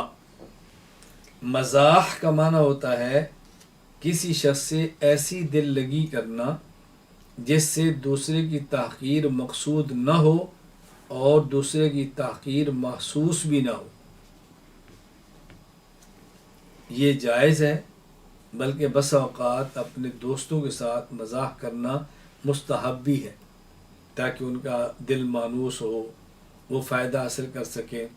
جیسے استاد اپنے شاگرد سے مزاح کرتا ہے، شیخ اپنے مرید سے کرتا ہے، باپ اپنی اولاد چھوٹے بچوں سے کر لیتا ہے، حتیٰ کہ رسول اکرم صلی اللہ علیہ وسلم بس اوقات صحابہ کرام رضی اللہ عنہم مجمعین سے مزاح فرما لیتے تھے۔ یہ جائز اور مستحب ہے۔ شمائل ترمذی باب ما جاء فی صفت مزاح رسول اللہ صلی اللہ علیہ وسلم۔ حضرت انس بن مالک رضی اللہ تعالیٰ عنہ سے حضرت امام ابو عیسیٰ ترمذی رحمہ اللہ نے حدیث نقل فرمائی ہے۔ انس بن مالک رضی اللہ تعالیٰ عنہ فرماتے ہیں کہ رسول اکرم صلی اللہ علیہ وسلم کی خدمت میں ایک شخص آیا اور اس نے آپ سے سواری کے لیے اونٹ مانگا۔ آپ نے فرمایا انی حاملک علی ولد ناقہ، میں تجھے اونٹنی کا بچہ دیتا ہوں۔ اس نے کہا مجھے اونٹ چاہیے سواری کے لیے، آپ فرمایا میں تجھے اونٹنی کے بچے پر سوار کرتا ہوں۔ اس نے کہا یا رسول اللہ ما اصنع بولد الناقہ، میں اونٹنی کے بچے کو کیا کروں گا، میں نے سواری کرنی ہے، آپ فرماتے اونٹنی کا بچہ دوں گا۔ تو حضور پاک صلی اللہ علیہ وسلم فرمانے لگے وَهَلْ تَلِدُ الْإِبِلَ إِلَّا النُّوقُ، اللہ اکبر۔ آپ نے فرمایا کہ دیکھو جو اونٹ دوں گا وہ بھی تو اونٹنی کا بچہ ہی ہوگا، مجھے تو میں بڑا اونٹ دوں گا تو اونٹنی کا بچہ ہی ہوگا نا وہ۔ تو دیکھیں آپ نے کیسا مزاح فرمایا۔ اب یہ آپ صلی اللہ ایسا مزاح فرمایا کہ جس میں دل لگی ہے، تحقیر مقصود بھی نہیں اور تحقیر یہاں پر محسوس بھی نہیں ہو رہی۔ شمائل ترمذی کا حوالہ آ گیا تو میں اس پر ذکر کرتا ہوں کہ میری کتاب مستقل بحمد اللہ شمائل ترمذی کی شرح زبدۃ الشمائل موجود ہے، یہ دیکھ یہ میرے پاس موجود ہے، زبدۃ الشمائل شرح شمائل ترمذی۔ میں آپ حضرات سے گزارش کروں گا، اللہ تعالیٰ موقع عطا فرمائے تو اس کتاب کو لیں، آپ اس کا مطالعہ فرمائیں اور اپنے گھر میں اس کتاب کی تعلیم کریں۔ آپ کو اندازہ ہوگا یہ کتنی اہم کتاب ہے اور یہ میرے اللہ تعالیٰ کی کتنی شان کریمی ہے، اللہ تعالیٰ اس کو قبول فرمائے۔ یہ شمائل ترمذی کی شرح زبدۃ الشمائل اللہ تعالیٰ کے فضل سے، اللہ تعالیٰ کے کرم سے اللہ اس کو اپنے دربار میں قبول فرما لے۔ میں نے اس وقت لکھی ہے جب میں جیل کے اندر تھا، تو یہ زمانۂ اسارت اور زمانۂ جیل کی لکھی گئی کتاب ہے، اللہ تعالیٰ اس کو قبول فرما لے۔ اور اس کے اوپر ہمارے کئی ایک اکابر کی تقاریض موجود ہیں۔ مولانا مفتی سعید احمد پالنپوری رحمہ اللہ تعالیٰ، شیخ الحدیث صدر المدرسین دارالعلوم دیوبند، حضرت نے اس پر تقریر فرمائی ہے۔ میں آخر میں چند کلمات اس کے ذکر کر دیتا ہوں۔ حضرت نے فرمایا موصوف کی زبان نہایت آسان اور صاف ہے، انداز بیان بھی پسندیدہ اور پرکشش ہے، عوام و خواص میں مقبول بھی، آپ کی تصانیف اور تقاریر سے عالم مستفید ہو رہا ہے۔ زبدۃ الشمائل میں قارئین کے لیے دلچسپی کا سامان مہیا ہے، انشاءاللہ دوسری تصانیف کی طرح یہ تصنیف بھی قبولیت کا شرف حاصل کرے گی۔ اور بھی ہمارے اکابر کے اس کو تقاریر موجود ہیں، میں نے صرف اس وقت آپ کی خدمت میں ایک تقریر عرض کی ہے، اللہ تعالیٰ اس کو قبول فرما لے۔ نمبر 1 مزاح، ایسی دل لگی جس میں دوسرے کی تحقیر مقصود بھی نہ ہو محسوس بھی نہ ہو۔ نمبر 2 مذاق، ایسی دل لگی جس سے دوسرے کی تحقیر مقصود نہ ہو البتہ تحقیر محسوس ہو۔ مثالیں تو کئی ہیں، مثال کے طور پہ آپ کے گھر میں کوئی مہمان آتا ہے اور بچہ جا کے اس کی ٹوپی اتار کے لے آتا ہے تو بچہ دل لگی کر رہا ہے۔ اب ظاہر ہے کسی کی ٹوپی اتارنا بچے کا مقصود تو اس کی تاخیر نہیں ہے نا، لیکن یہ اچھا نہیں لگتا۔ آپ بچے نہیں بڑوں کے ساتھ ایسے نہیں کرتے، بیٹا بڑوں کے ساتھ ایسے نہیں کرتے، تو یہ مکروہ ہے اور اس سے احتیاط کرنی چاہیے۔ نمبر 3 استہزاء، ایسی دل لگی جس سے دوسرے کی تحقیر مقصود ہو، محسوس تو ہونی ہے، مقصود جو ہے تحقیر مقصود ہو، جس طرح اپاہج شخص کو لولا اور لنگڑا کہنا، یہ غلط ہے۔ اور لنگڑے، اب دیکھیں آپ دل لگی کر رہے ہیں لیکن تحقیر ہو رہی ہے اس کی، یہ ناجائز ہے، ایسا کرنا جائز نہیں ہے۔ نمبر 5 تاویل باطل، میں اسباب تکفیر بیان کر رہا تھا کہ کس بنیاد پر کسی شخص کو کافر کہہ سکتے ہیں۔ تاویل باطل، کسی نص یا قطعی عقیدہ میں ایسی تعویل کرنا جو دیگر نصوص قطعیہ یا اجماعی عقیدہ کے خلاف ہو، یہ بھی کفر ہے۔ حضرت شاہ ولی اللہ احمد بن عبد الرحیم بن وجیہ الدین محدث دہلوی رحمہ اللہ تعالی، وفات 1176 ہجری، المصوّع شرح الموطأ، اس میں فرماتے ہیں بتأویل یصادم ما ثبت بقاطع فذلک زندقہ، ایسی تعویل جو کسی ایسے عقیدے یا مسئلے کے خلاف ہو جو دلیل قطعی سے ثابت ہے، ایسی تعویل زندقہ اور کفر ہے۔ اس کی مثال جیسے مرزا غلام احمد قادیانی نے خاتم النبیین کے اندر تعویل کی ہے جو کہ کفر ہے۔ مرزا غلام احمد قادیانی کیا ہے، اس کی کتب کا مجموعہ روحانی خزائن، اس روحانی خزائن جلد 22 صفحہ 30 پہ موجود ہے۔ لکھتا ہے اور اس کی امت کے لیے قیامت تک مکالمہ اور مخاطبہ الہیہ کا دروازہ کبھی بند نہ ہوگا بجز اس کے کوئی نبی صاحب خاتم نہیں علیہ باللہ۔ کہتے ہیں ایک وہی ہے جس کی مہر سے ایسی نبوت بھی مل سکتی ہے جس کے لیے امتی ہونا لازمی ہے، اور اس کی ہمت اور ہمدردی نے امت کو ناقص حالت پر چھوڑنا نہیں چاہا اور ان پر وحی کا دروازہ جو حصول معرفت کی اصل جڑ ہے بند رہنا گوارا نہیں کیا۔ خلاصہ کیا ہے؟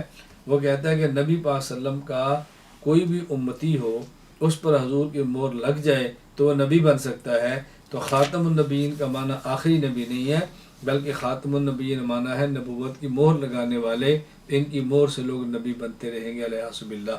تو یہ تعویل اس نے کی ہے جو تعویل باطل ہے۔ تو میں نے آپ کی خدمت میں تکفیر کے 5 اسباب بیان کیے ہیں کہ یہ 5 اسباب وہ ہیں کہ ان میں سے کوئی ایک سبب بھی کسی شخص میں پایا جائے تو اس پر فتوی کفر لگے گا۔ نمبر 1، ضروریات دین میں سے کسی ایک کا انکار کرنا۔ نمبر 2، شریعت کی حلال کردہ چیزوں کو حرام کہنا یا شریعت کی حرام کردہ چیزوں کو حلال کہنا۔ نمبر 3، استخفاف، غیر معمولی چیز کو معمولی سمجھنا اور شریعت کی عظیم چیزوں کو حقیر سمجھنا۔ نمبر 4، استہزاء، شرعی احکام کا مذاق اڑانا۔ نمبر 5، طویل باطل۔ تو یہ 5 اسباب ایسے ہیں جن میں سے کوئی ایک سبب بھی کسی کے اندر موجود ہو تو اس کی بنیاد پر فتوی کفر لگ جاتا ہے۔ یہاں میں تھوڑی سی وضاحت کروں گا بطور خاص آج تعویل کے بارے میں۔ کیوں؟ ہم نے تکفیر کے اسباب میں سے 5واں سبب بیان کیا ہے تعویل۔ تعویل پر تھوڑی سی وضاحت کرنا ضروری ہے کہ لوگ بہت ساری آیات میں حدیث میں تعویل کرتے ہیں تاکہ تعویل کا معنی، تعویل کی اقسام کھل کر آپ کے سامنے آ جائے۔ تعویل کا لغوی معنی، سید علی بن محمد بن علی جرجانی رحمہ اللہ وفات 816 ہجری التعریفات میں لکھتے ہیں التعویل فی الاصل الترجیح۔ تعویل کا لغوی معنی ہے لوٹانا، اور تعویل کا اصطلاحی اور شرعی معنی، علامہ علی بن محمد العامدی رحمہ اللہ وفات 631 ہجری الاحکام فی اصول الاحکام میں لکھتے ہیں هو حمل اللفظ على غیر مدلولہ الظاہر منہ ما احتمالہ لہ۔ تعویل کہتے ہیں لفظ کا ظاہری معنی چھوڑ کر کوئی اور معنی مراد لینا بشرطے کہ لفظ اس دوسرے معنی کا احتمال رکھتا ہو، اسے کہتے ہیں تعویل کا اصطلاحی معنی۔ تعویل کی قسمیں، تعویل کی بنیادی طور پر 2 قسمیں ہیں۔ نمبر 1 تعویل صحیح، نمبر 2 تعویل باطل۔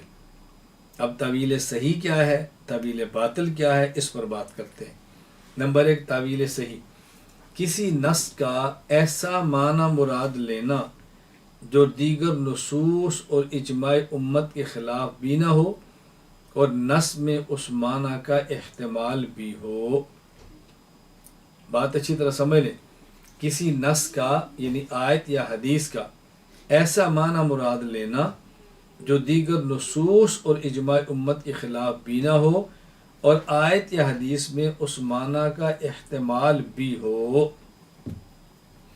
چنانچہ علامہ علی بن محمد العامدی رحمہ اللہ وفات 631 ہجری الاحکام فی اصول الاحکام میں لکھتے ہیں وَأَمَّا التَّعْبِيرُ الْمَقْبُولُ الصَّحِيحُ فَهُوَ حَمْلُ اللَّفْظِ عَلَى غَيْرِ مَدْلُولِهِ الظَّاهِرِ مِنْهُ مَعَ احتمالِهِ لَهُ بِدَلِيلٍ يَعْضُدُهُ۔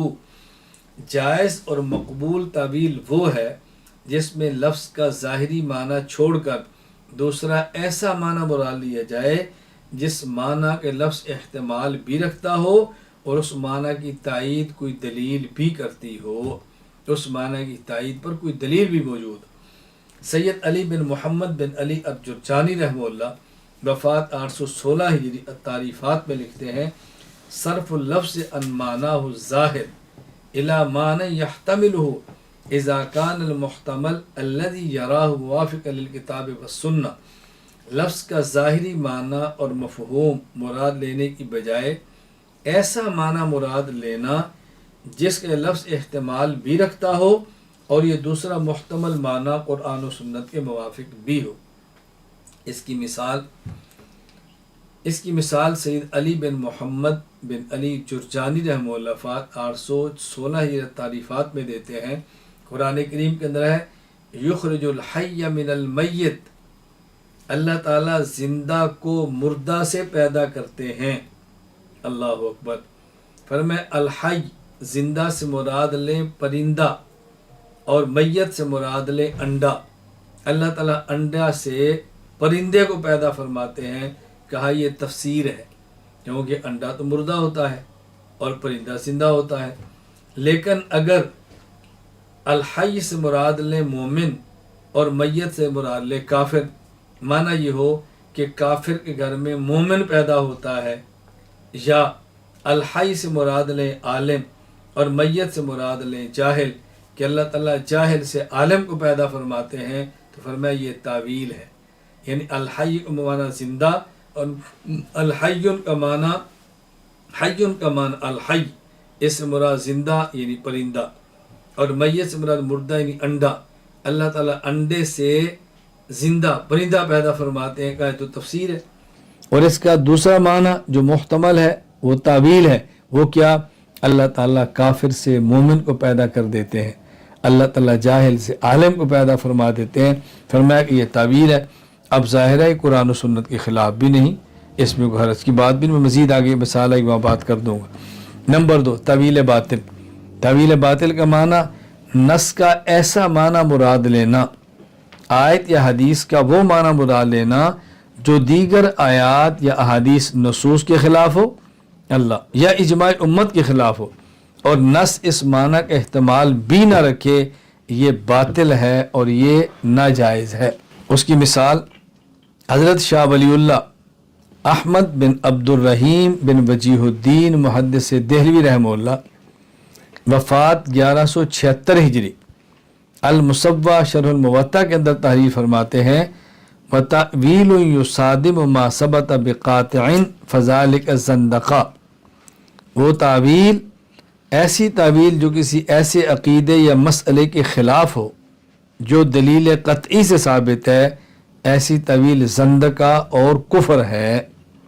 اس کی مثال حضرت شاہ ولی اللہ محدث دہلوی رحمہ اللہ تعالی، وفات 1176 ہجری، المصوّع شرح الموطا کے اندر مثال خود تعریر فرماتے ہیں، اگر کوئی شخص یہ کہے ان النبی صلی اللہ علیہ وسلم خاتم النبوہ ولکن معنی ھذا الکلام انہ لا یجوز ان یسمى بعدہ احد بالنبی، اگر کوئی شخص یہ کہے ان النبی صلی اللہ علیہ وسلم خاتم النبوہ، حضور خاتم النبوت ہے، لیکن اس کا معنی کیا ہے کہ حضور کے بعد کوئی نبی آ تو سکتا ہے لیکن اس کو نبی کہہ نہیں سکتے، پھر میں ایسی تعویل ہے جو کہ تعویل باطل ہے۔ یہاں بات سمجھیں، میں نے کہا کہ تعویل کی 2 قسمیں ہیں، ایک ہے تعویل صحیح اور ایک ہے تعویل باطل۔ اب ظاہر ہے جو ہم نے تعویل کا معنی کیا ہے، کہ تعویل کا معنی کیا ہے؟ کسی لفظ کا ایسا معنی بیان کرنا کہ نص اس کا احتمال بھی رکھے، یہ ہے تعویل۔ تو اس معنی کو لے کر تعویل باطل تو تعویل بنتی ہی نہیں ہے، تو پھر ہم اس کو تعویل کیوں کہتے ہیں؟ میں نے اس لیے کہا تعویل باطل کو تعویل کہنے کا مطلب یہ ہے، توجہ رکھنا، تعویل باطل کو تعویل کہنے کا مطلب یہ ہے کہ کوئی شخص آیت یا حدیث کا غلط مفہوم بیان کرتا ہے، غلط مطلب بیان کرتا ہے، غلط توجیہ کرتا ہے، اور اپنی اس غلط توجیہ کا نام وہ تعویل لگتا ہے، تو ہم اس کا رد کرنے کے لیے کہتے ہیں یہ جو آپ نے غلط مفہوم اور غلط توجیہ بیان کی ہے اور آپ نے غلط توجیہ کو تعویل کہا ہے، یہ تعویل باطل ہے۔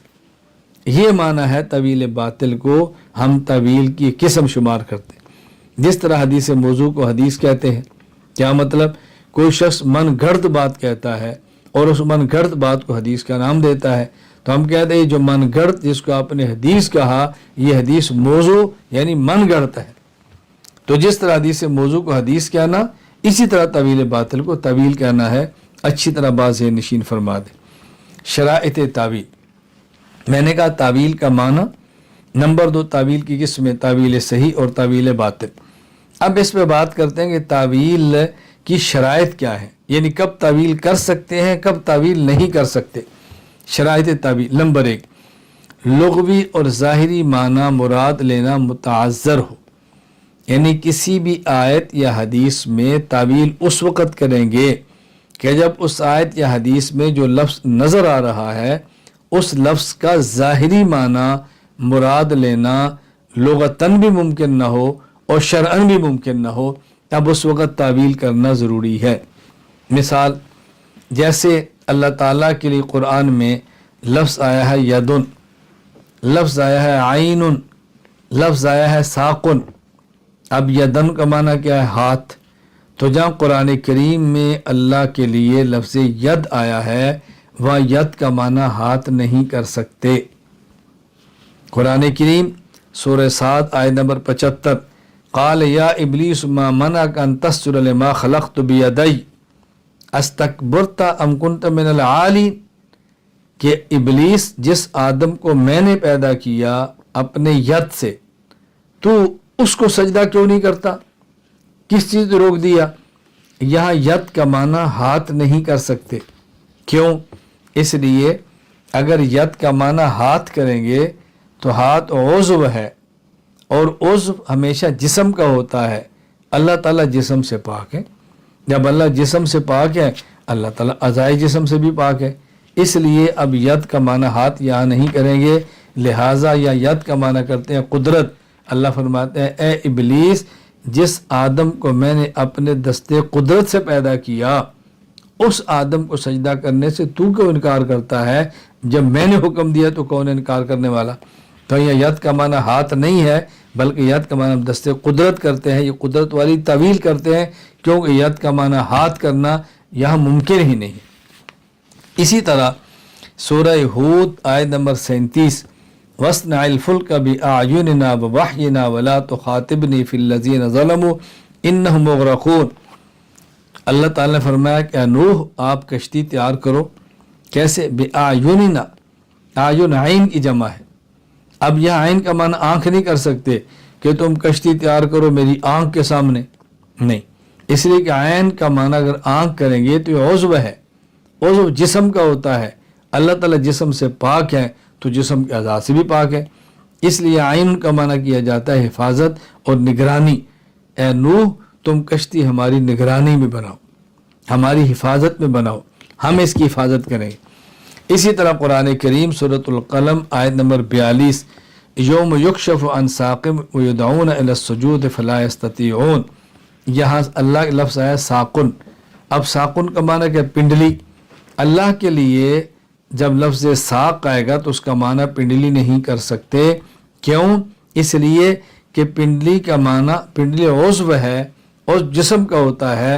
اللہ جسم سے پاک ہے تو جسم کے اعضاء سے بھی پاک ہے، اس لیے اس کا معنی پنڈلی نہیں کریں گے، بلکہ یہاں ساقن کا معنی یہاں پر ہے شدت۔ اس دور، اس قیامت کی ہولناکی کو سوچو جب اللہ تعالیٰ، اللہ اکبر، صفت شدت کو کھول دیں گے، نمایاں کر دیں گے۔ اللہ تعالیٰ کا جو قہر ہے اور غضب ہے وہ کھل کے سامنے آ جائے گا، اس وقت تم کیا کرو گے؟ تو یہاں ساکن سے مراد پنڈی نہیں ہے۔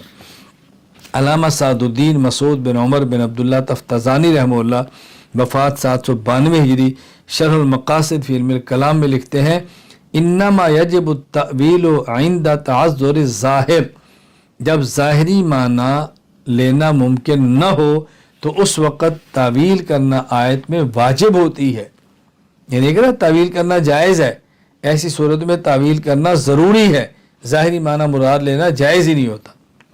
نمبر 2، تعویل کب کریں گے؟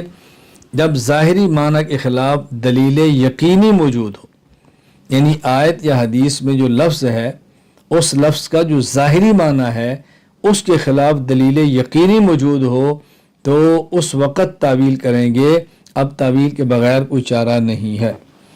علامہ سعد الدین مسعود بن عمر بن عبداللہ تفتزانی رحمہ اللہ وفات 792 ہجری شرح العقائد النصفیہ میں فرماتے ہیں والنصوص من الکتاب والسنہ تحمل علی ظواہرها ما لم يصرف عنها دلیل قطعی کما فی الآیات التي تشعر بظواہرها بالجہت والجسمیہ، کتاب و سنت کی نصوص کا ظاہری معنی مراد لیا جائے گا جب تک کوئی ایسی دلیل قطعی موجود نہ ہو جو اس کے ظاہری معنی سے عدول کا سبب بنے، جیسے وہ آیات جیسے بظاہر اللہ تعالیٰ کے لیے خاص جہت اور جسم ثابت ہوتا ہے۔ یہ بات اچھی طرح سمجھ لیں، یعنی وہ آیات اور احادیث کہ جہاں سے ثابت ہوتا ہے اللہ تعالیٰ کے لیے جہت ہے۔ اب اللہ کے لیے جہت تو مراد لے نہیں سکتے، کیوں؟ جب اللہ تعالیٰ کو خاص جہت اوپر مانیں گے تو جہت فوق تو اوپر ہے نا، دائیں بائیں اور نیچے تو نہیں ہے۔ تو جب اللہ کے لیے جہت آئے گی تو اس کا معنی ہوگا کہ اللہ تعالیٰ محدود ہیں، ایک خاص سمت میں، باقی سمتوں میں نہیں ہے، جبکہ اللہ تعالیٰ محدود نہیں، اللہ تعالیٰ غیر محدود ہے۔ تو ایسے دلائل موجود ہیں کہ اللہ تعالیٰ کے لیے جہت نہیں مان سکتے، اللہ کے لیے جسم نہیں مان سکتے، لہذا وہ آیات اور وہ نصوص کہ جن سے جہت یا جسم ثابت ہو ان نصوص میں تعویل کرنا واجب ہے۔ یہ بات اچھی طرح ذہن نشین فرمائے۔ اب یہ کیا فرمایا کہ ظاہری معنی کے خلاف دلیل یقینی موجود ہو۔ وہ کون سی دلیل یقینی ہے کہ جس کی بنیاد پر آیت یا حدیث میں تعویل کرتے ہیں؟ اس دلیل یقینی کی 3 قسمیں ہیں۔ نمبر 1 نص یعنی آیت یا حدیث، نمبر 2 اجماع، نمبر 3 عقلی قطعی دلیل۔ 3 ہے۔ چنانچہ مولانا عبدالعزیز فرہانوی رحمہ اللہ وفات 1239 ہجری النبراس شرح العقائد میں فرماتے ہیں تحمل علی ظواہرها ای علی المعانی الظاہرہ بحسب الوضع اللغوی الشائع فی العرب والوضع الشرعی المشہور فی اہل الاسلام ما لم یصرف عنها ای عن الظواہر دلیل قطعی من برہان عقلی او اجماع او نص قاطع۔ قرآن و سنت کی نصوص کو ان کے ظاہری معنی پر محمول کیا جائے گا۔ قرآن و سنت کی نصوص کا ظاہری معنی مراد لیا جائے گا، اور ظاہری معنی سے مراد یعنی قرآن و سنت کی نصوص کے ظاہری معنی مراد لیے جائیں گے، ظاہری معنی مراد لیا جائے گا، اور ظاہری معنی سے مراد وہ معنی ہے جو لغت کے اعتبار سے عرب میں معروف ہو، یا وہ معنی ہے جو اصطلاح شرعی کے اعتبار سے اہل اسلام کے اندر مشہور ہو۔ ہاں جب ظاہری معنی کے خلاف دلیل قطعی یعنی عقلی قطعی یا اجماع یا نص موجود ہو تو ظاہری معنی کو ترک کر دیا جائے گا۔ اللہ اکبر۔ میں اب ایک ایک کی مثال دوں گا، نص کی، اجماع کی اور عقلی کی۔ پہلے ایک سوال، اس کا جواب اچھی طرح سمجھ لیں۔ علامہ عبدالعزیز فرہانوی رحمہ اللہ نے یہاں جو بات فرمائی ہے، انہوں نے عقلی دلیل کو دلیل قطعی شمار کیا ہے۔ حضرت کیا فرماتے ہیں؟ ما لم یصرف عنہا عن الظواہر دلیل قطعی برہان عقلی او اجماع او نص قاطع۔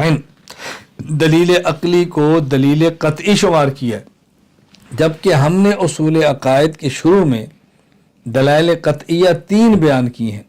نمبر 1 قرآن کریم کی غیر مؤول آیات، یعنی قرآن کریم کی وہ آیات کہ جو قطعی الدلالت ہیں، قطعی ثبوت تو ہیں ہی، قطعی الدلالت بھی ہیں۔ نمبر 2 احادیث متواترہ۔ نمبر 3 صحابہ کرام رضی اللہ عنہم کا قولی اجماع۔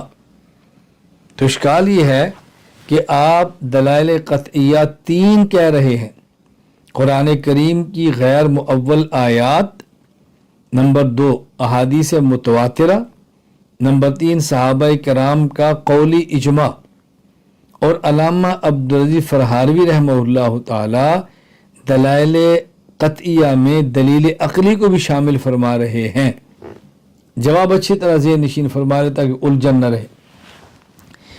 ہم نے جو یہ کہا تھا کہ دلائل قطعیہ 3 ہیں، نمبر 1 قرآن کریم کی غیر مؤول آیات، نمبر 2 احادیث متواترہ، نمبر 3 صحابہ کرام کا قولی اجماع۔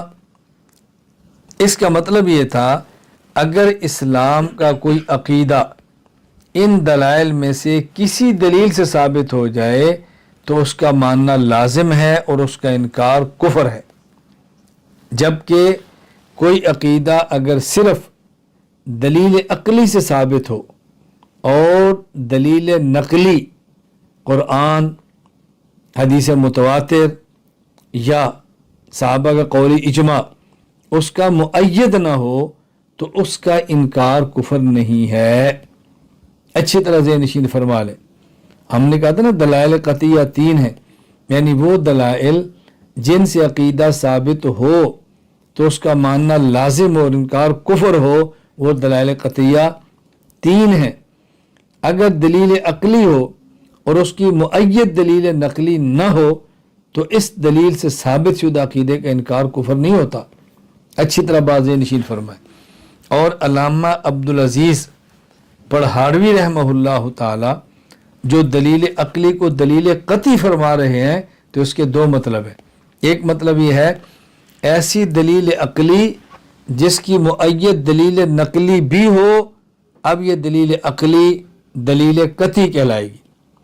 نمبر 2، نص کے ظاہری معنی سے عدول کرنے کے لیے دلیل یقینی کی ضرورت ہے، اور یہ یقین دلیل عقلی میں بھی پایا جاتا ہے، اس لیے دلیل عقلی بھی دلیل قطعی ہے۔ یہ شرط ہے کہ اس کی مؤید دلیل قطعی ہو۔ یہ اچھی طرح ذہن نشین فرما لیں تاکہ الجھن نہ ہو۔ اب میں آگے مثالیں دیتا ہوں۔ پہلی مثال، یعنی ہم نص کے معنی میں تعویل کریں گے اس لیے کہ نص کا ظاہری معنی ہے اس کے خلاف نص دلیل قطعی موجود ہے۔ سورۃ البقرہ آیت نمبر 115، وَلِلَّهِ الْمَشْرِقُ وَالْمَغْرِبُ فَأَيْنَمَا تُوَلُّوا فَثَمَّ وَجْهُ اللَّهِ، مشرق اور مغرب اللہ تعالیٰ ہی کا ہے، تم جس طرف رخ کرو گے ادھر اللہ تعالیٰ کی ذات ہے۔ اب دیکھو اس آیت میں اللہ تعالیٰ کی ذات کے لیے وجہن کا لفظ استعمال ہوا ہے، اور وجہن کا ظاہری اور اصلی معنی چہرہ ہے۔ اب اسے کیا ثابت ہوا کہ اللہ تعالیٰ کے لیے چہرہ ہے، لیکن اس آیت میں تعویل کرنا ضروری ہے کہ یہاں وجہن سے مراد چہرہ نہیں بلکہ وجہن سے مراد اور معنی ہے۔ وہ اور معنی کیا ہے؟ ہم وجہن سے مراد چہرہ نہیں لیتے بلکہ وجہن سے مراد اللہ تعالیٰ کی ذات لیتے ہیں کہ تم جدھر بھی رخ کرو گے ادھر اللہ کی ذات موجود ہے۔ دلیل کیا ہے؟ قرآن کریم سورہ اخلاص آیت نمبر 2، اللہ الصمد، اللہ صمد ہے، اور صمد کا معنی الذی لا یحتاج الی احد ویحتاج الیہ کل احد۔ امام ابو البرکات عبداللہ بن احمد بن معبود النسوی رحمہ اللہ وفات 710 ہجری تفسیر المدارک میں یہ معنی لکھتے ہیں کہ اللہ صمد ہے، یعنی اللہ کسی کا محتاج نہیں اور ہر کوئی اللہ کا محتاج ہے۔ اگر اللہ کے لیے چہرہ مان لیں تو اس کا معنی یہ ہوگا کہ اللہ تعالیٰ اپنی ذات کے موجود ہونے میں چہرے کا محتاج ہے۔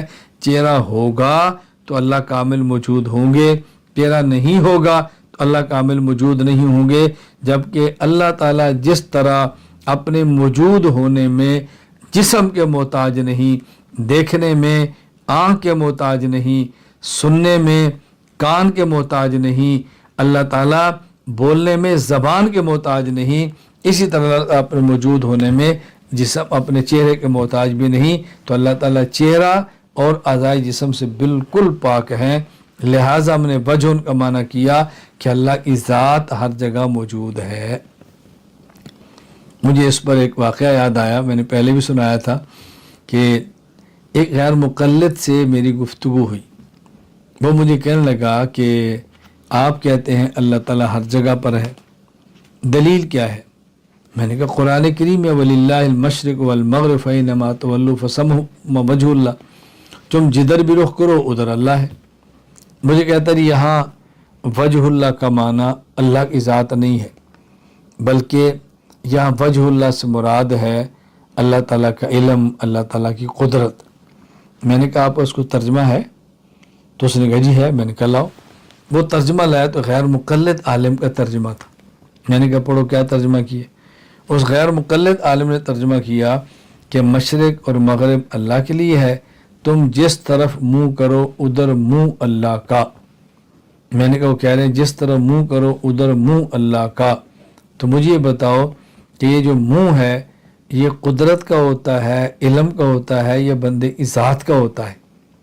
علم کا بھی کبھی منہ ہوا ہے، کبھی قدرت کا منہ ہوا ہے، تو مجھے فوراً اپنے غیر مقلد عالم کا نام لے کر کہنے لگا میں فون کر کے اپنے شیخ صاحب سے پوچھتا ہوں۔ میں نے کہا آپ فون کر کے شیخ صاحب سے نہ پوچھیں، بلکہ آپ اللہ تعالیٰ سے پوچھیں کہ یا اللہ حنفی عالم آ گیا ہے اور میں پھنس گیا ہوں، تو یا اللہ مجھے اس کا جواب چاہیے۔ مجھے کہتے ہیں اللہ تعالیٰ سے کیسے پوچھ سکتے ہیں؟ میں نے کہا دیکھیں جب تو کسی مولوی سے پوچھے گا تو مشرک ہو جائے گا نا، کیونکہ تو تقلید کرے گا۔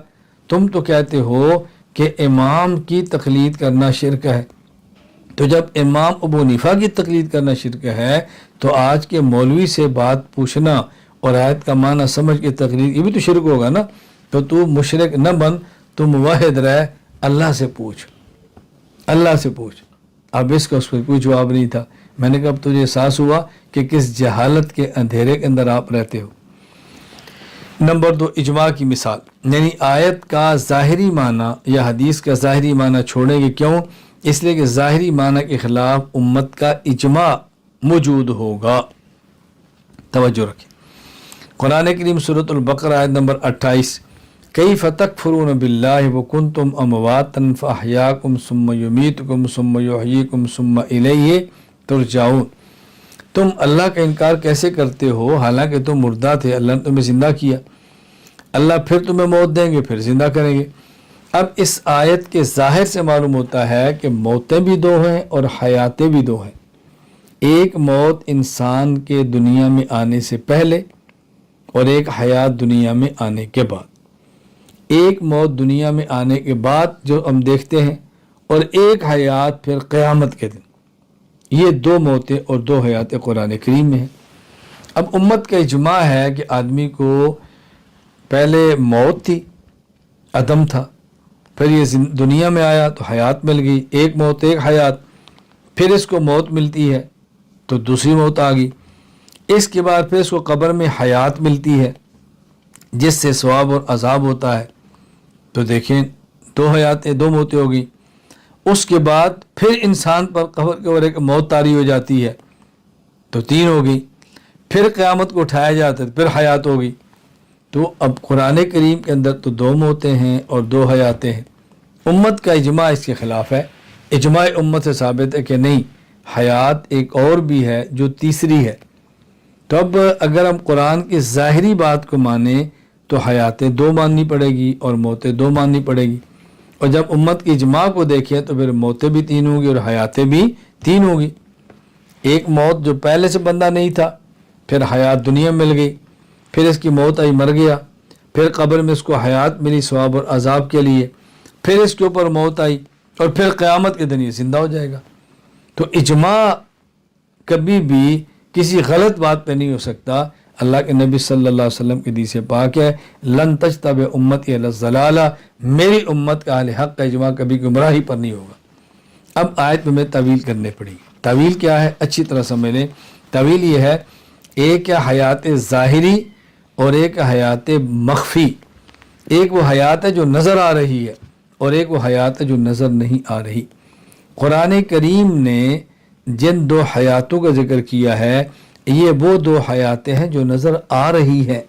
دیکھیں نا، دنیا میں بھی نظر آ رہی ہیں اور حشر میں بھی نظر آئے گی۔ اور قبر میں حیات ہے، لیکن وہ حیات ایسی نہیں جو نظر آئے، بلکہ وہ حیات خفی ہے، اس لیے اس کو قرآن کریم نے مستقلاً بطور حیات کے ذکر نہیں فرمایا۔ بات اچھی طرح ذہن نشین فرمائے۔ کیوں؟ قرآن کریم کے اندر ہے، یا ویلنا من بعثنا من مرقدنا، جب کافر قیامت دن اٹھے گا تو یہ کہے گا، یا ویلنا من بعثنا من مرقدنا، ہمیں اس سونے کی جگہ سے کس نے اٹھا دیا۔ تو آدمی سونے کی جگہ پہ تبھی ہوتے جب اندر حیات ہو۔ حیات نہ ہو تو پھر نیند کا معنی کیا ہے؟ اس کا معنی حیات ہے نا، لیکن حیات مخفی ہے۔ اب دیکھو میں آپ کے سامنے زندہ میں بول رہا ہوں نا، تو میرا بولنا آپ کو نظر آ رہا ہے، یہ حیات ظاہری ہے۔ اور جب آدمی قبر میں جاتا ہے، فرشتہ پوچھتا ہے من ربک، وہ کہتا ہے ربی اللہ، من نبیک، وہ کہتا ہے نبی محمد صلی اللہ علیہ وسلم، وہ کہتا ہے ما دینک، یہ کہتا ہے دینی الاسلام۔ اب دیکھو فرشتہ جواب دے رہا ہے، فرشتہ سوال کرتا ہے اور میت جواب دے رہی ہے۔ تو کیا آپ میت کے ہونٹ ہلتے ہوئے دیکھتے ہیں؟ میت کی بات سنتے ہیں؟ تو حیات ہے تو جواب دے رہا ہے نا، لیکن حیات مخفی ہے کہ جس کی وجہ سے ہمیں اس کا ادراک نہیں ہو رہا۔ حدیث پاک میں جب کسی بندے کو کندھے پر اٹھا لیا جاتا ہے چارپائی کے رکھ پہ، اگر وہ نیک ہو تو وہ کیا کہتا ہے؟ قدمونی قدمونی، مجھے جلدی لے کر چلو، جلدی لے کر چلو، میری جگہ تک پہنچاؤ۔ اور اگر کافر بدبخت تو عذاب ہونا ہو، وہ کہتا ہے مجھے کہاں لے کر جا رہے ہو، ٹھہرو ٹھہرو ٹھہرو۔ اب دیکھو بول رہا ہے نا، لیکن حیات ہے تو بولتا ہے۔ حدیث پاک میں جب کافر قبر کے اندر آتا ہے، اس کو سزا جب ملتی ہے فیصیح صیحۃً، وہ چیختا ہے، اور اتنا چیختا ہے کہ اس کی آواز کو جن و انس کے علاوہ ہر مخلوق سنتی ہے۔ ہم تو نہیں سنتے، اس کا مطلب حیات ہے لیکن مخفی ہے۔ تو میں یہ کہہ رہا ہوں کہ امت کا اجماع ہے کہ موت کے بعد دنیا میں حیات، پھر حیات کے بعد دنیا میں موت، موت کے بعد پھر قبر میں حیات، لیکن وہ حیات مخفی ہے۔ روح کا تعلق جڑتا ہے، بندے کو حیات ملتی ہے، سوال و جواب ہوتا ہے، پھر اس پر نیند طاری کر دی جاتی ہے، اس نیند کا نام اس پر موت ہے۔ تو یہ حیات بھی مخفی ہے اور یہ موت بھی مخفی ہے، اور اس پہ امت کا اجماع ہے۔ چنانچہ علامہ سعد الدین مسعود بن عمر بن عبداللہ تفتازانی رحمہ اللہ وفات 791 ہجری شرح المقاصد فی علم الکلام میں لکھتے ہیں، اتفق اہل الحق علی ان اللہ یعید الی المیت فی القبر نوع حیات قدر ما یتألم ویتلذذ ویشہد بذالک الکتاب والاخبار والآثار۔ اہل حق کا اتفاق ہے، اللہ تعالیٰ میت کی طرف قبر میں اتنی حیات کو لٹا دیتے ہیں کہ جس سے وہ کافر ہے تو تکلیف محسوس کرے اور مومن ہے تو لذت محسوس کرے، اور اس کا ذکر قرآن میں بھی ہے اور احادیث کے اندر بھی ہے۔ اسی طرح سلطان المحدثین نور الدین علی بن سلطان المعروم اللہ علی قاری رحمہ اللہ وفات 1014 ہجری شرح فکر اکبر کے اندر فرماتے ہیں، وَعْلَمْ أَنَّ أَهْلَ الْحَقِّ اتَّفَقُوا عَلَىٰ أَنَّ اللَّهَ يَخْلُقُ فِي الْمَيِّتِ نَوْعَ حَيَاةٍ فِي الْقَبْرِ قَدْرَ مَا يَتَأَلَّمُ وَيَتَلَذَّذ۔ اہل حق کا اس بات پر اجماع ہے کہ اللہ تعالیٰ میت میں قبر کے اندر اس قدر حیات رکھ دیتے ہیں کہ وہ راحت محسوس کرے، اور اگر کافر ہے تو وہ تکلیف محسوس کرے۔ اب بات بڑی واضح ہوگی کہ قرآن کریم نے جن حیاتوں کی بات کی ہے وہ حیات ظاہری ہے، جس موت کی بات کی ہے وہ موت ظاہری ہے، اور قبر کے اندر جو حیات ہوتی ہے وہ حیات ظاہری نہیں ہوتی بلکہ حیات مخفی ہوتی ہے۔ اللہ تعالیٰ میں یہ بات سمجھنے کی توفیق عطا فرمائے۔ نمبر 3، دلیل عقلی، یعنی آپ نص میں تعویل کریں گے اور ظاہری معنی مراد نہیں لیں گے، کیونکہ اس کے خلاف عقلی دلیل ایسی موجود ہوگی جس کی بنیاد پر ظاہری مراد لینا معنی لینے کی گنجائش نہیں ہوگی۔ قرآن کریم سورہ طٰہٰ آیت نمبر 5، الرحمن علی العرش استویٰ، اللہ تعالیٰ عرش پر مستوی ہے۔ اب ظاہری معنی کیا ہے کہ اللہ تعالیٰ عرش پر ہے، اللہ تعالیٰ عرش پر ہے۔ اب ظاہری معنی نہیں لے سکتے، یعنی کسی شخص کا حقیقتاً کسی چیز پر ہونا یہ دلیل ہے اس کے جسم کی۔ اللہ تعالیٰ جسم سے پاک ہے تو حقیقتاً اللہ تعالیٰ عرش پر کیسے ہوں گے؟ دلائل اور بھی بہت عقلی، میں کئی بار سمجھا چکا ہوں۔ اگر آپ کہتے ہیں اللہ تعالیٰ عرش پر ہے تو سوال ہوگا اللہ تعالیٰ بالکل عرش کے برابر ہے، یا اللہ تعالیٰ عرش سے بڑے ہیں، یا اللہ تعالیٰ عرش سے چھوٹے ہیں؟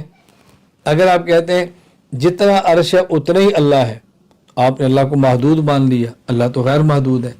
اگر آپ کہتے ہیں نہیں عرش چھوٹا ہے اللہ تعالیٰ بڑے ہیں، اس کا معنی اللہ تعالیٰ کچھ حصہ عرش سے باہر ہے کچھ عرش کے اندر ہے، تو تقسیم ہوگی نا، تقسیم جسم کی ہوتی ہے، اللہ تو جسم سے پاک ہے۔ اور اگر آپ کہتے ہیں نہیں اللہ تعالیٰ عرش سے چھوٹے ہیں تو ہمارا تو عقیدہ اللہ اکبر کا اللہ سب سے بڑے ہیں، اس عقیدے کا کیا بنے گا؟ اب ایسے دلائل عقلیہ موجود ہیں کہ جس سے ہمیں ماننا پڑے گا کہ یہ کہنا غلط ہے کہ اللہ تعالیٰ صرف عرش پر ہے۔ اللہ عرش پر ہے، فرش پر ہے، اوپر ہے، نیچے ہیں، دائیں ہیں، بائیں ہیں، اللہ ہر جگہ پر ہے، مستقل اس پر میرے دلائل موجود ہیں، اور لمبی گفتگو موجود ہے آپ کے علم میں ہے۔ توحید باری تعالیٰ پر میں نے مفصل گفتگو کی ہے اور 9 گھنٹے اس پر بات کی ہے، اس سے زیادہ میں آپ کی خدمت میں کیا عرض کروں۔ میں اس لیے عرض کر رہا ہوں اب ہم یہ معنی نہیں لیتے، کیوں؟ دلیل عقلی کے خلاف۔ اب تعویل کریں گے، تعویل کیا ہے؟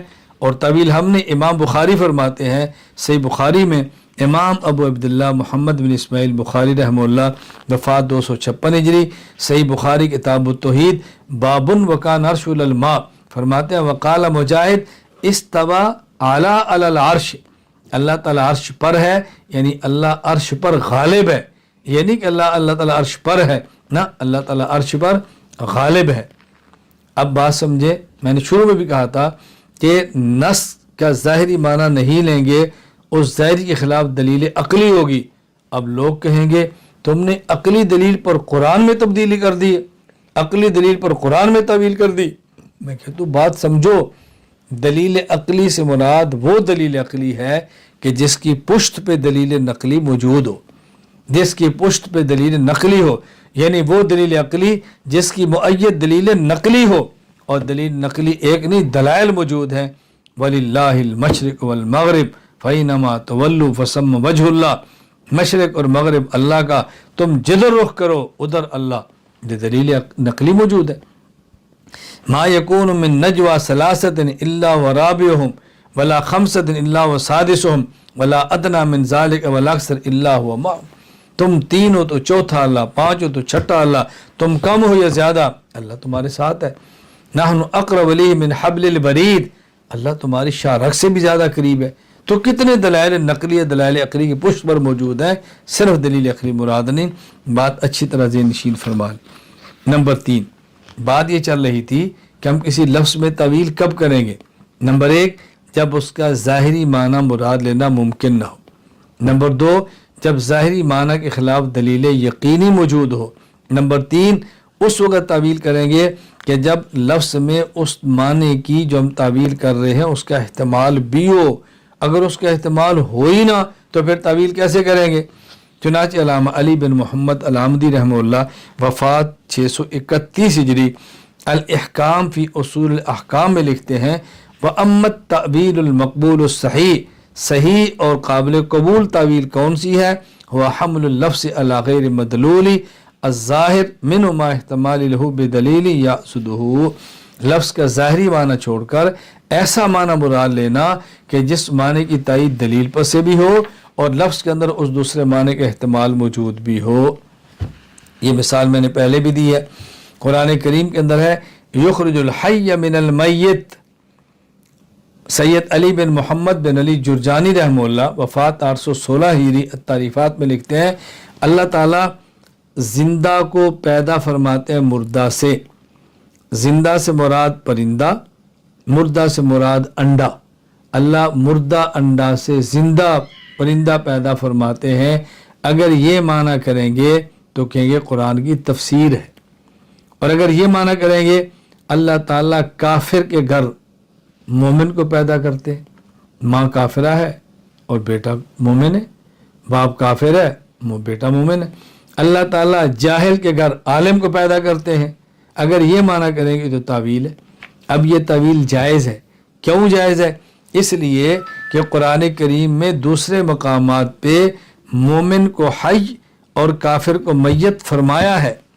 سورۃ فاطر آیت نمبر 22، وَمَا يَسْتَوِي الْأَحْيَاءُ وَلَا الْأَمْوَاتُ، احیاء اور اموات آپس میں برابر نہیں ہو سکتے۔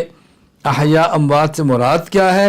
امام فخر الدین ابو عبداللہ محمد بن عمر بن حسین الرازی رحمہ اللہ وفات 606 ہجری التفسیر الکبیر رازی میں فرماتے ہیں، وَمَا يَسْتَوِي الْأَحْيَاءُ وَلَا الْأَمْوَاتُ مثلاً آخر فی حق المؤمن والکافر، احیاء سے مراد مومن اور اموات سے مراد کافر، یہ دونوں برابر نہیں ہو سکتے۔